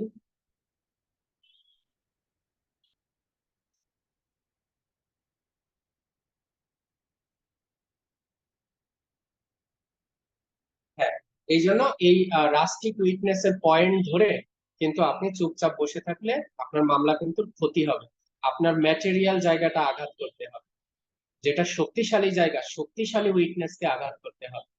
এই একজন সাক্ষীর উপরে যদি আপনি চিন্তা করতে থাকেন যে এইবার মামলায় জিতে যাবই, বাদীর মামলা হেরে যাবে, কারণ বাদীর যে কাকা গ্রাম থেকে আসছে, সেই কাকা 2020-এর জায়গায় 1920 বলছে, এই একটা দিয়েই আমি মামলায় জিতে যাব। নো, এটা ভাবার কোনো কারণ নাই। এইটা ভেবে বাসায় বসে থাকা যাবে না, পড়ালেখা করতে হবে, যে অন্য অন্য জায়গায় আঘাত করতে হবে, এটা কোনো আঘাত না। এটা একজন একটা শিশুও বুঝতে পারবে যে এখানে সে আসলে 2020 বলতে গিয়ে 1920 বলে ফেলেছে। তো রাষ্ট্রিক উইটনেসের বিষয়টাও কিন্তু আদালত খুব স্ট্রিক্টলি এটা ফলো করে থাকে, যে উইটনেসের হাব ভাব কি। হ্যাঁ, আমাদের সিআরপিসি 363 ধারায় কিন্তু লেখা আছে, একজন সাক্ষী যখন সাক্ষ্য দেবে তখন কিন্তু তার ডিমিনিয়ার অর্থাৎ তার আচার আচরণ কিভাবে, চোখ চোখ দিয়ে তাকাচ্ছে, হ্যাঁ, তার আদালতে ওঠার পরে তার ভাবভঙ্গি কি, হ্যাঁ, এগুলা কিন্তু আদালত চাইলে তার জবানবন্দির পাশে নোট রাখতে পারবে। রায় লেখার সময় এই বিষয়গুলো বিচারক বিবেচনায় নিয়ে রায় এটা একটু মাথায় রাখতে হবে। আচ্ছা, তাহলে আমাদের যৌতুক মামলা মোটামুটি গেল। এখানে ওই যে আমি আপনাদের একটাই কথা, যে আপনারা আহ, ঘটনার সময়, স্থান, এই বিষয়গুলোর উপরে একটু বেশি জেরা করতে হবে, এবং প্রত্যক্ষ সাক্ষী কারা ছিল। হ্যাঁ, অনেকেই থাকে ইন্টারেস্টেড উইটনেস, এটাও একটা গুড গ্রাউন্ড হতে পারে, দেখবেন সবসময় বাদীর বাবা মা এরা সাক্ষী থাকে। তবে এটাই যে একমাত্র পয়েন্ট আপনার মামলা জেতার জন্য, এটাও বলা যাবে না যে শুধু বাবা মা সাক্ষী দিছে বিধায় যে মামলায় বাদী হেরে যাবে, তা না। আবার এভিডেন্স অ্যাক্টের 134 ধারায় বলা হলো যে সাক্ষী যদি বিশ্বাসযোগ্য হয় তাহলে একজন সাক্ষীর সাক্ষ্যই এনাফ। হ্যাঁ, একজনের কথা, শুধু বাদীর কথার উপর ভিত্তি করে আসামি শাস্তি হয়ে যেতে পারে। যদি আদালত মনে করে যে বাদীর কথাবার্তা ভাবভঙ্গি সবকিছু দেখে যদি মনে করে যে আসলে ঘটনার সত্যতা আছে, বাদীর বক্তব্য সঠিক, তাহলে তার অন্য কোনো এভিডেন্সের দরকার নেই। তাহলে আইনে কিন্তু, আইনে দেখবেন কখনো এক পক্ষে কিছু লেখা থাকে না, দেখবেন যে সবসময় বাদী বিবাদী দুইজনেরই একটা পথ খোলা থাকে। তো ওই দুইটা পথই কাজে লাগাবে, বাদী বাদীর পক্ষের পথে হাঁটবে, বিবাদী বিবাদী পক্ষের পথে হাঁটবে। তো এই যে আত্মীয় স্বজন সাক্ষী দিয়েছে বিদায় সবাই ইন্টারেস্টেড উইটনেস, তাই মামলাটা শেষ হয়ে যাবে, নো, এটা শেষ হবে না, এত সহজ না। এই জন্য আপনার উচিত হবে যে সে, ঠিক আছে বাবা মা তো সাক্ষী দিতে আসবেই, তাকে সুন্দরভাবে জেরা করা, বিবাদী পক্ষের লয়ার হিসাবে আপনার উচিত হলো তাকে ম্যাটেরিয়াল পয়েন্ট গুলোতে জেরা করা, তাহলেই অনেক কিছু বের হয়ে আসবে। আচ্ছা, জেরা তো আর নির্দিষ্ট কোনো ফরম্যাট হবে না। এটা গেল। আর এরপরে যদি আমরা যাই, যৌতুক মামলাটা আমরা মোটামুটি শেষ। কারোর কারোর এখন একটু বলেন, কারো কোনো প্রশ্ন আছে কিনা, যে যৌতুক মামলা নিয়ে যার কারো কোনো প্রশ্ন, কোনো বিষয়ে জানার আছে কিনা?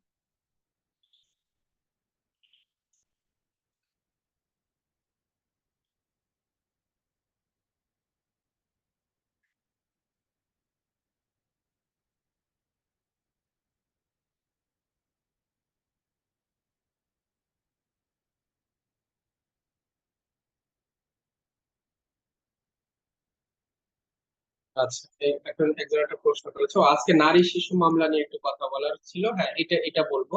আজকে যে সময় আছে নারী শিশুর মামলাটা নিয়ে একটু কথা বলবো। হ্যাঁ হ্যাঁ, না আজকে আজকে কিছুটা কথা বলি, নারী শিশু কিছুটা শুরু করি, তারপরে ক্লাসে শেষ করে দিই।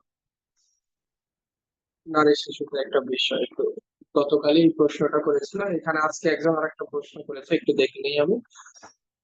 আহ মামলা জিআর মামলা, নারী শিশুর 11C বাদী চিফে অ্যাবসেন্ট মাইন্ডে ডেট ভুল বলেছে। আরেকটা এক্ষেত্রে বাদীর রেমেডি কি? ওকে, এখন এটা হলো আপনার যদি কেউ অ্যাবসেন্ট মাইন্ডে ভুল বলে থাকে, এটা তো বিচারক নিয়েছেন যেভাবে। এখন দেখেন যে বাদী যদি অ্যাবসেন্ট মাইন্ডে নিয়েও থাকেন, এই ক্ষেত্রে একটা আহ, ইয়া যে পরবর্তীতে কি উনি সঠিক ডেটটা বলেছেন? ধরেন অ্যাবসেন্ট মাইন্ডে যখন ভুল বলেছে, তখন কি পরে আর এটাকে কোনো সংশোধনী দিয়েছে? পরে এরকম বলেছে যে আমি ভুলে তারিখ ওইটা বলছি, আসলে তারিখ হবে এইটা? পরে কি এই কথাটা বলেছে, নাকি ওই ওই ডেটটাই ওই তারিখটাই থেকে গেছে?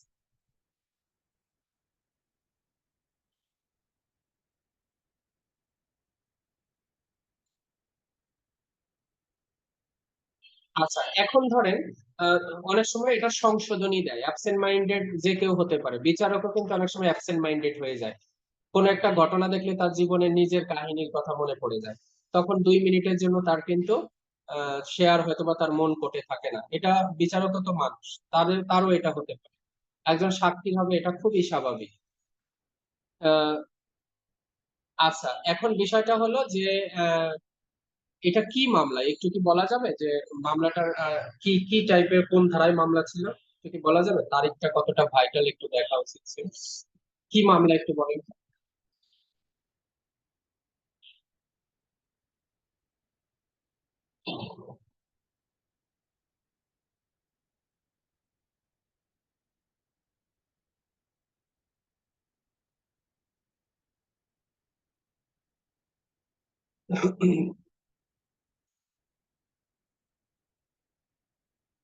মামলাটার নাম একটু বলতে হবে, নারী শিশুর গ বলতেছেন, 11-র গ।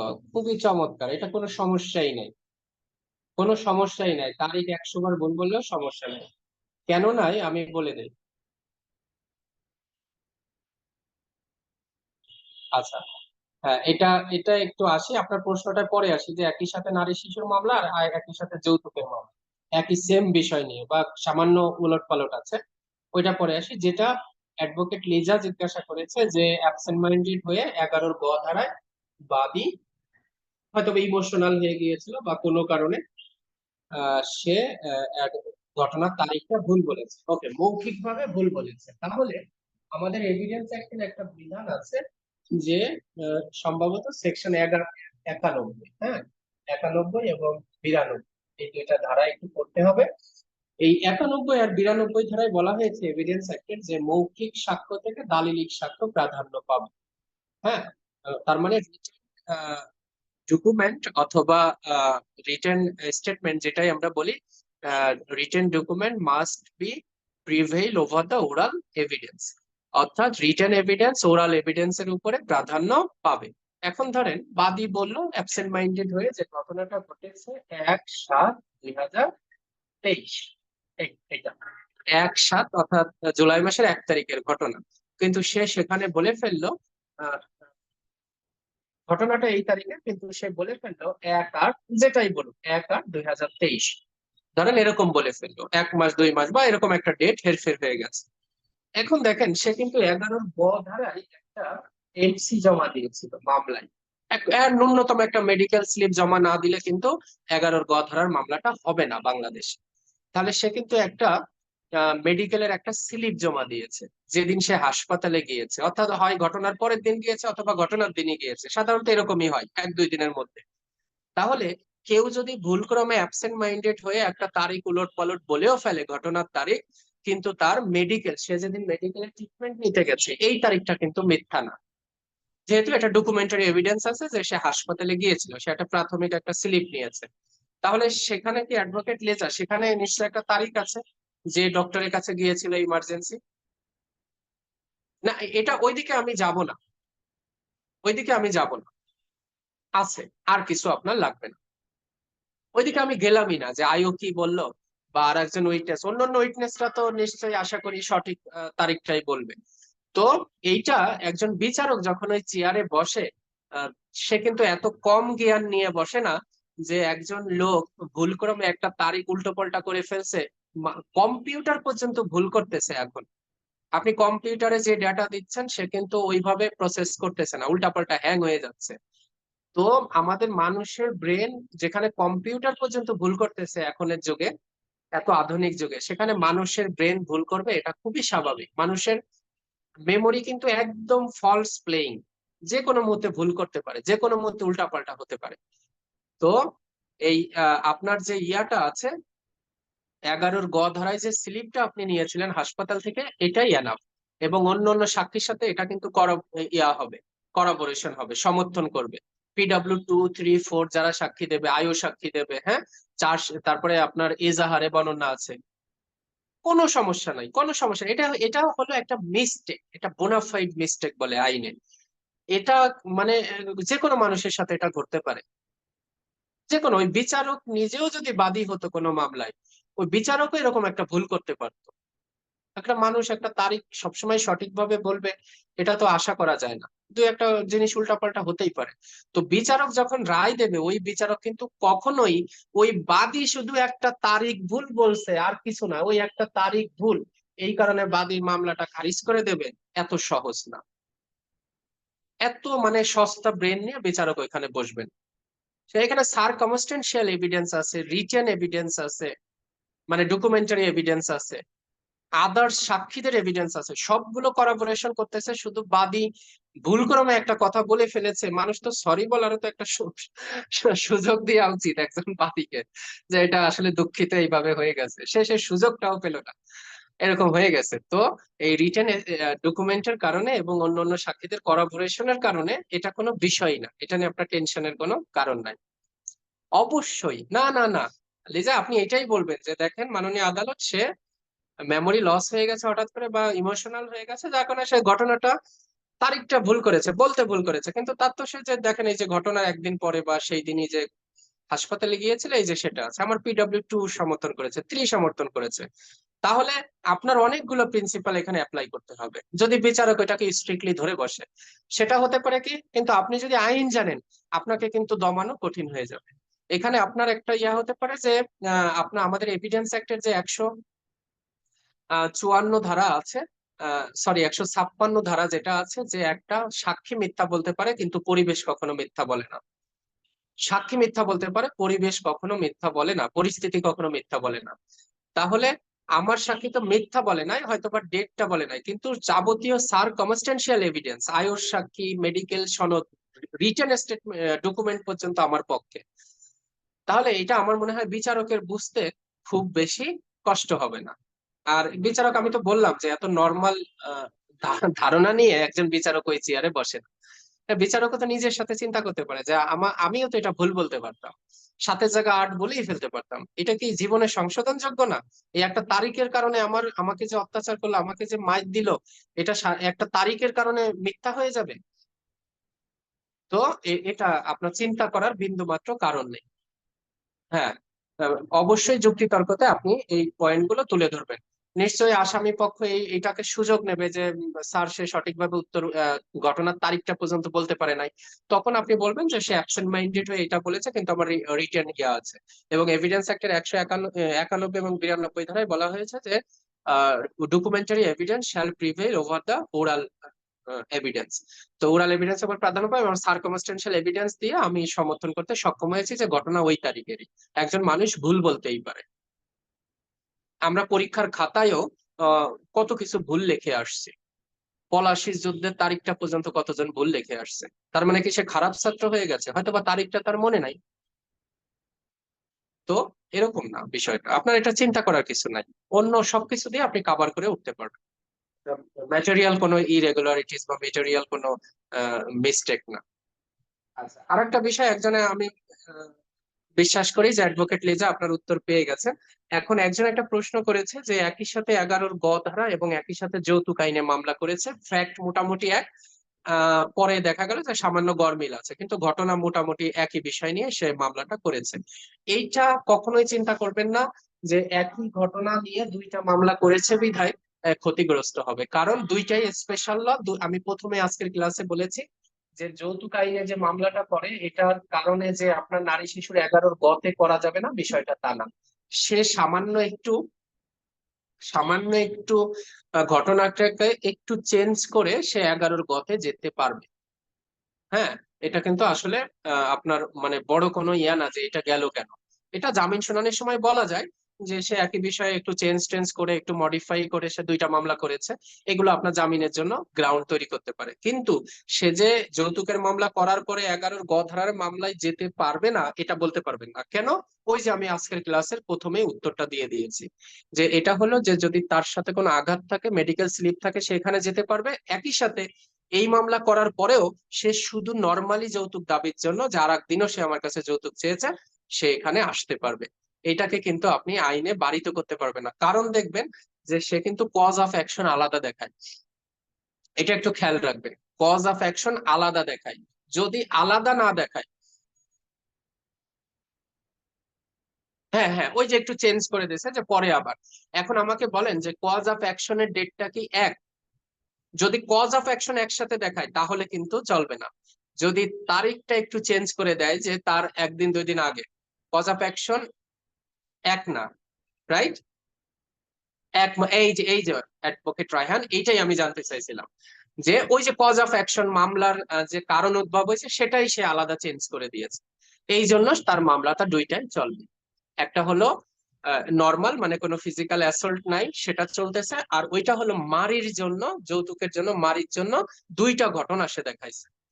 এখন যদিও আমরা সমাজের বাস্তবতায় আমরা বুঝতে পারি যে অনেক সময় এটা এরকম হতে পারে, একটা মানুষকে মিথ্যা মামলায় জড়ানোর জন্য অনেকে এটা করতে পারে, কিন্তু এখন সেটা হলো বিহাইন্ড দ্য সিন, ওইটা তো আর আমরা আলোচনা করতে পারবো না। ওইটা একজন মানুষের সততা, নীতি, নৈতিকতা, ফ্যামিলিগত শিক্ষার উপর নির্ভর করে। আহ এটা কেউ করতে পারে, কিন্তু হ্যাঁ, নোটিশের পর ওই যে বললাম যে নোটিশের পর আর কার্যকরের, তালাকটা কার্যকর হয়েছিল কিনা, নোটিশটা যথাযথভাবে দেওয়া হয়েছিল কিনা, এই বিষয়গুলো আপনার বিবেচনায় নিতে হবে। কারণ আপনার যখন জামিন নিতে হবে আপনাকে কিন্তু কোর্টকে 100% স্যাটিসফাইড করতে হবে যে আপনি আপনার দিক থেকে ক্লিন হ্যান্ডে ছিলেন, আপনি তালাকের ক্ষেত্রে কোনো প্রতারণা করেননি, এগুলো সঠিকভাবে আপনি দিয়েছিলেন, তাহলে আপনি রেমিডি পাবেন আশা করি। আচ্ছা, আর ওই যে বললাম যে কেউ যদি একই ঘটনা সামান্য চেঞ্জ করে দুইটা মামলা করে, আসলে এই ক্ষেত্রে আমরা কিছু করার থাকে না। এটা হলো বাস্তবতা, কারণ আইন তো আইনের গতিতে চলবে, এখানে বিচারকও আইনের গতি থামাতে পারবে না। এই জন্য দেখবেন, তবে আমাদের বাংলাদেশে এই কাজটা আহ ভয় পাচ্ছি মামলা শেষ হয়ে যাবে, যথাযথ নোটিশ দিয়েছে ভয় পাচ্ছি মামলা শেষ হয়ে যাবে মানে কি? আমি বললাম যথাযথ নোটিশ দিয়েছেন ভয় পাচ্ছি মামলা শেষ হয়ে যাবে মানে, যথাযথ নোটিশ দিলে তো আপনি ও রিমিডি পাবেন না, এটা তো আসলে বলা মুশকিল। কারণ যেহেতু নারী ও শিশু নির্যাতন দমন আইনের মামলাগুলো কিন্তু খুব সেনসিটিভ মামলা। এটা এবং নারীদের স্পেশালি প্রোটেকশন দেওয়ার জন্য, নারী এবং শিশুকে স্পেশাল প্রোটেকশন দেওয়ার জন্য আইনটা করা হয়েছে। এখন আসলে এটার বিষয়ে কিছু বলার নেই। তবে যেটা বর্তমানে একটা অ্যালার্মিং বিষয় সেটা হলো, এটা আমি সব জায়গায় বলে থাকি যে একটা বিষয়ে 3টা মামলা হচ্ছে আমাদের সমাজে। একটা যাচ্ছে নারী শিশুর গতে, 11 গতে, আবার যাচ্ছে সে যৌতুক আইনের বা 4 ধারায়, তাহলে এটা হলো নারী শিশু, এটা হলো যৌতুক। আবার ওই একই মহিলা, হ্যাঁ, যৌতুকে যাচ্ছে, আর ওর এরপরে একই মহিলা, ওই একই বাদী, সে একটা দেনমোহর এবং ভরণ পোষণ, হ্যাঁ, ভরণ পোষণ বা দেনমোহরের জন্য আর একটা পারিবারিক আদালতে যাচ্ছে। এরপরে দেখেন এইখানে ক্ষান্ত হচ্ছে না, ওই মহিলা বা ওই বাদী আরেকটা মামলা করতেছে, পারিবারিক সহিংসতা আইনে মামলা, 2010 সালে পারিবারিক সহিংসতা আইনে মামলা করতেছে, পারিবারিক সহিংসতা। তো এখন দেখেন, এক একজন মহিলা বা একজন নারী সে একজন পুরুষের বিরুদ্ধে এট দ্য সেম টাইম 4টা মামলা করতে পারতেছে, কিন্তু ঘটনা মোটামুটি সেম। ঘটনা ওই ডিভোর্স দিয়েছে, বা ঘটনা যৌতুক চার হতে পারে, যেটাই আমরা ধরে নেই, ঘটনা কিন্তু বেসিক্যালি থাকে এক। এটা আপনারা কেউ অস্বীকার করতে পারবেন। ঘটনা কিন্তু বেসিক্যালি থাকে, দেখবেন, একটা। ওই পুরুষ মানুষকে যাতে মামলায় জর্জরিত করা যায়, এরকম অনেক ইন্টেনশন নিয়ে অনেক মহিলা এই কাজগুলো করে। তাহলে বাংলাদেশে একজন নারী 4টা মামলা দিল একজন পুরুষের বিরুদ্ধে। এই সবগুলো কি একটা জায়গায় প্রতিকার যদি দেওয়া সম্ভব হয় একটা আইনে? আসলে আইনি সংশোধন হওয়া উচিত আমার কাছে মনে হয়। যে একজন মহিলার অনেক অভিযোগ থাকতে পারে, সত্য অভিযোগই থাকতে পারে, তো তার যেন 4টা মামলা করতে না হয়। আর এই কারণে একজন পুরুষকে যেন 4টা কোর্টে না যেতে হয়। তারও তো একটা জীবন। সেও তো সেও তো বিচার চায়, আসামিও তো বিচার চায়, বাদীও বিচার চায়, দুইজনই তো বিচার চায়। তাহলে যদি এইগুলোকে একটা একটা ক্ষেত্রে যদি একজন বাদীকে এই 4টা আইনে মিক্সড করে যদি একটা রেমেডি দেওয়া যায়, তাহলে খুব সুন্দর হতো। মামলাও দেশে কমতো, এবং বাদীরও হয়রানি কমতো, আসামিরও হয়রানি কমতো। তো একটা মোটামুটি সেম ঘটনা নিয়ে 4টা মামলা হয়ে যাচ্ছে 4 দিনের মধ্যে। আসামিরও কিন্তু এই 4টা মামলা ফেস করতে হচ্ছে। লাস্টে গিয়ে দেখবেন এটা কি হলো, ওই হয়তো বা সে যৌতুক দাবি করছে বা করে নাই, এটা সাক্ষ্য প্রমাণ সাপেক্ষ বিষয়। ওই তার দেনমোহর দিতে হবে, ভরণ পোষণ দিতে হবে, এগুলো দিতে হবে। এইগুলা দেওয়ার পরে একটা সময় গিয়ে হয়তো বা 5 বছর 7 বছর পরে গিয়ে এই মামলা ওই দেনমোহর ভরণ পোষণের মাধ্যমে গিয়ে শেষ হয়, বা অনেক ক্ষেত্রে অনেকের শাস্তিও হয়। তো এখন আসলে এটা কিছু করার নেই, যেহেতু আমাদের রাষ্ট্রীয় আইন, এটা আমাদের মেনে চলতে হবে। একজন মহিলার জন্য যেহেতু 4টা দরজাই খোলা আছে, সে যদি কজ অফ অ্যাকশনটা চেঞ্জ করে কোনো মামলা দায়ের করে, আহ,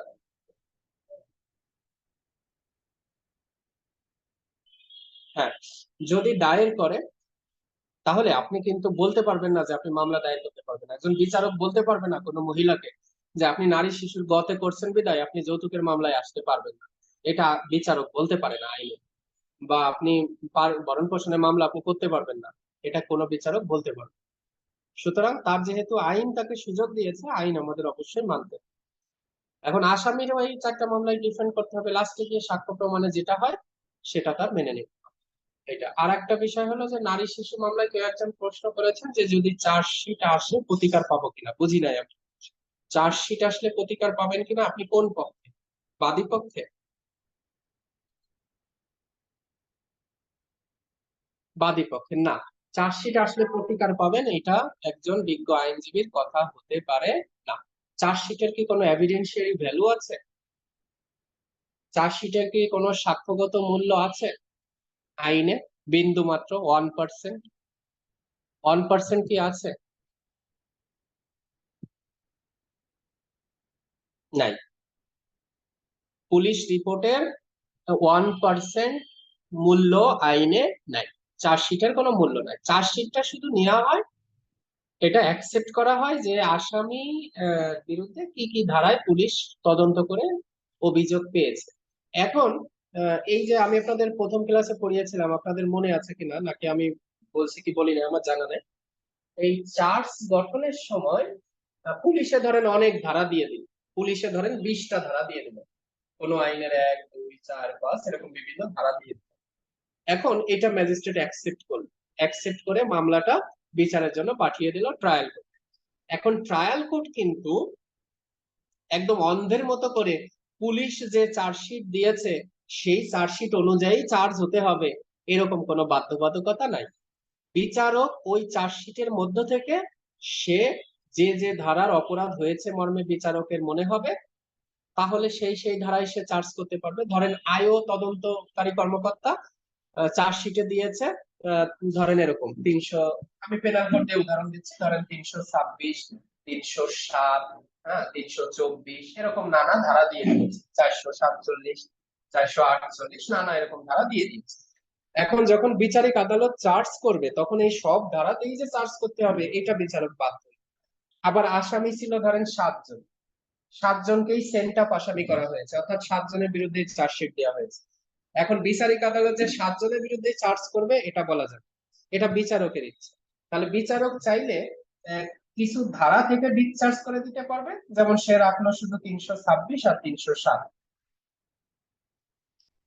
307 আর ধরেন 34 এইটা রাখুন, আর বাকি 324, 447, 448, 506 এগুলো সব বাদ দিয়ে দিন।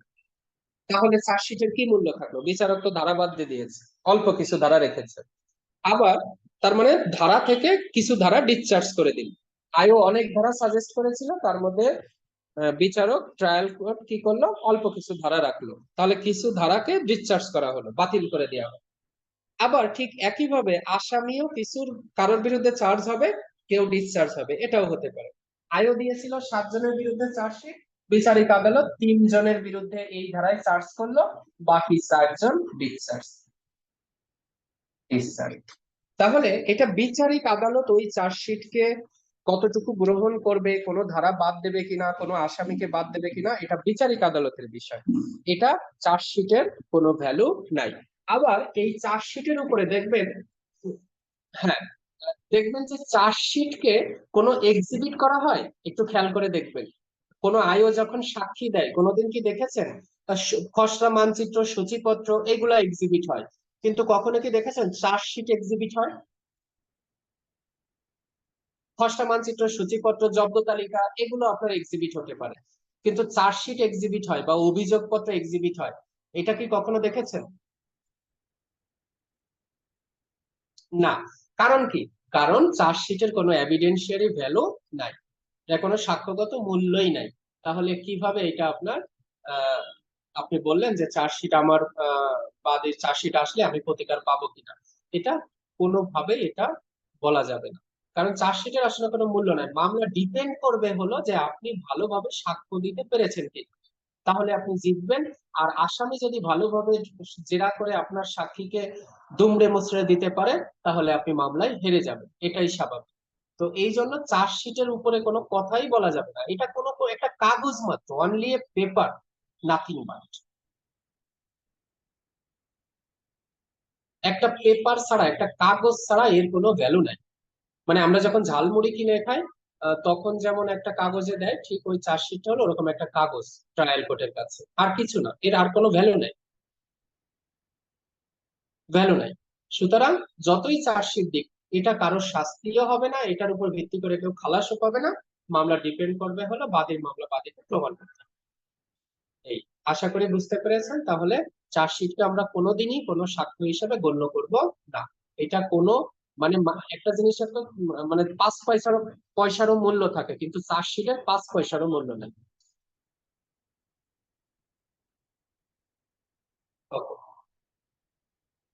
তাহলে আমরা আজকে 11টা 11 বেজে গেছে, যদি আজকে একটু পরে শুরু করেছিলাম।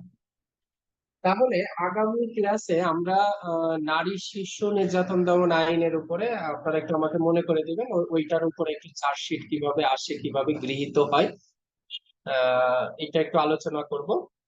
আর 9-1 মামলা, রেপের মামলা হলে কি করতে হবে, কি কি টেস্ট গুলা করতে হবে, কি করতে হবে, এগুলো একটু আলোচনা করে তারপরে আমরা অন্য টপিকে চলে যাব।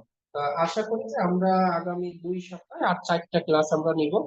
এর মধ্যে ইনশাল্লাহ আমাদের ক্রিমিনাল জাস্টিস সিস্টেমে মোটামুটি সবকিছুই আহ, বিবেচনায় চলে আসবে। তাহলে আজকে আমরা এই পর্যন্ত রাখি। আর একটা কথা আপনাদের বলি যে আহ, এক আহ, আমাদের একটা আইন আছে,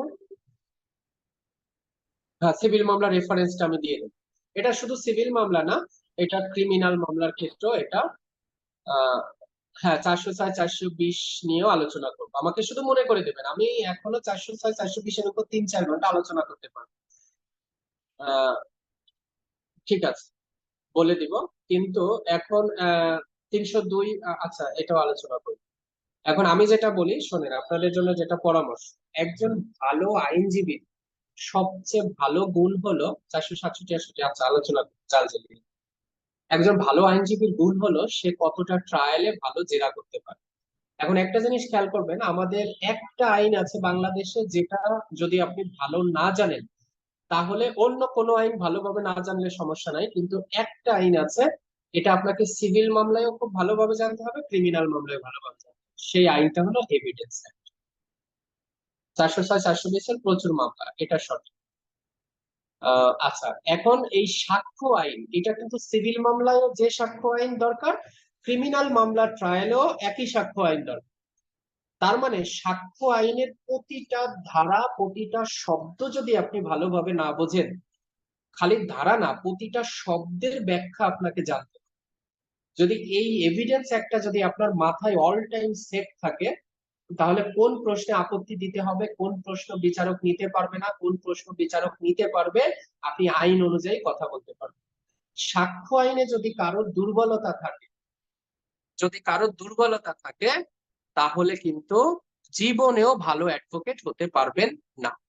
আর সাক্ষ্য আইনে যদি আপনার ভালো দখল থাকে, তাহলে আপনার অন্য কোনো আইন খুব একটা না জানলেও সমস্যা হবে না। শুধু যখন দরকার তখন একটু দেখে নিলেন।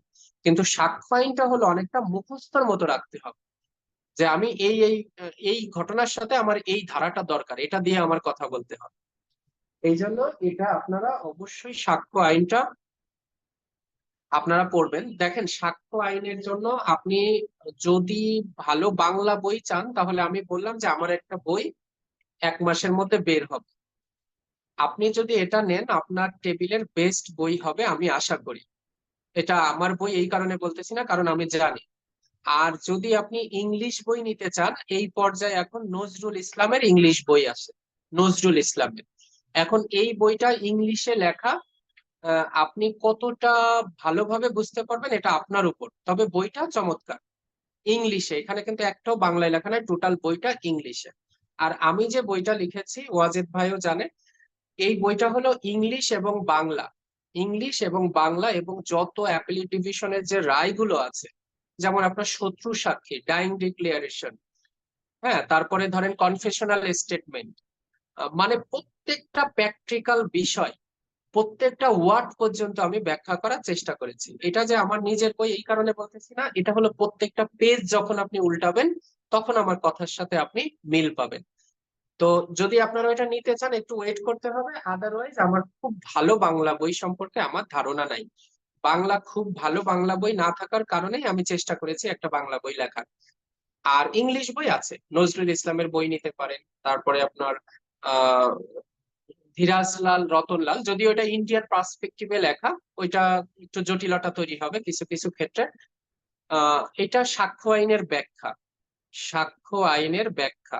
এই বইটা বেশ মোটা হবে, প্রায় 600-700 পেজ হবে, অনেক বড় একটা বই হবে। তবে এটা থাকলে ইনশাল্লাহ আপনার ওই কোন ফ্যাক্টের সাথে কোন ধারা আমাকে আনতে হবে, মানে একদম গল্পের মতো করে লেখা আছে, যেটা আপনার একবার পড়লে মনে থাকবে, গল্পের মতো করে লেখা। এবং প্রত্যেকটা জীবন্ত মামলা, আপনি একদম 1988 সালেরও বিভিন্ন কেস রেফারেন্স আপনি পাবেন, যে সেই মামলায় কিভাবে আসামি আপিল করলো, কিভাবে রিভিশন করলো, পরে আপিল বিভাগে আসলে আপিল বিভাগ কি কি বিষয় বিবেচনা করলো, একদম গল্পের মতো করে আপনার কাছে মনে হবে যে আপনি একটা উপন্যাস পড়তেছেন। তো ঠিক যেমন আপনার ওইটা ভালোও লাগবে যে ফ্যাক্ট কি হয়েছিল, পুরো ঘটনাটাই আমি ফ্যাক্টটাই তুলে ধরেছি, যে ওই হত্যাকাণ্ডটা কিভাবে হলো, তারপরে সে প্রথমে কোন আদালতে গেল, তারপরে কোন আদালতে গেল, একদম সর্বশেষ আপিল বিভাগে যাওয়ার পরে আপিল বিভাগ কেন ওই হাইকোর্ট বিভাগ বা অন্য আদালতের রায়কে কেন বহাল রাখলো, কেন বাতিল করলো। এটা অনেকটা উপন্যাসের মতো। এইভাবে আমি চেষ্টা করেছি সাজানোর, আমার ব্যক্তিগত অভিজ্ঞতা দিয়ে। এই জন্য আহ আশা করি যে এটা পরিবারের লোক থাকে, অন্য কোনো সাক্ষী, আচ্ছা এইটার একটু উত্তর দিই, তাহলে ওইটার জন্য অপেক্ষা করতে হবে। যদি সম্ভব হয় আপনারা এটা কালেক্ট করতে পারবেন, আর না হলে আপনি নজরুল ইসলামের বইটা নিতে পারবেন, ইংলিশে লেখা, বইটা ভালো। আচ্ছা, আহ নারী শিশু মামলায় কি নিরপেক্ষ সাক্ষী দেওয়া বাধ্যতামূলক? নারী শিশু মামলায় তো সাধারণত পরিবারের লোক থাকে, অন্য কোনো সাক্ষী তো ঘটনার সময় বাসায় থাকে না। এইটা একটা বিষয়। দেখেন, আমি কি বললাম যে এভিডেন্স অ্যাক্টের 134 ধারায় বলা আছে যে যদি একজন সাক্ষী রিলায়েবল হয়, বিশ্বাসযোগ্য হয়, তার কথার উপর ভিত্তি করে আসামিকে দণ্ড দেওয়া যাবে, তার সাক্ষ্যের উপর ভিত্তি করে।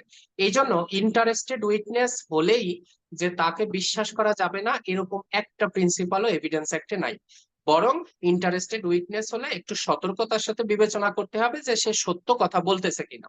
তাহলে আপনার যদি পরিবারের কেউ সাক্ষী হয়, কোনো সমস্যা নাই, কোনো সমস্যা নাই, সে যে পরিবারের সদস্য হওয়ার কারণে সাক্ষী হতে পারবে না, সাক্ষ্য আইনের 118 ধারায় কিন্তু সেটা বলে না যে কে সাক্ষী হতে পারবে, আহ, এটা কিন্তু আপনার বলে না। সুতরাং আহ, এই যে কেউই সাক্ষী হতে পারবে, পরিবারের সদস্য হতে পারবে, যে কেউ হতে পারবে, যে কেউ হতে পারবে। শুধু ইন্টারেস্টেড হলে আহ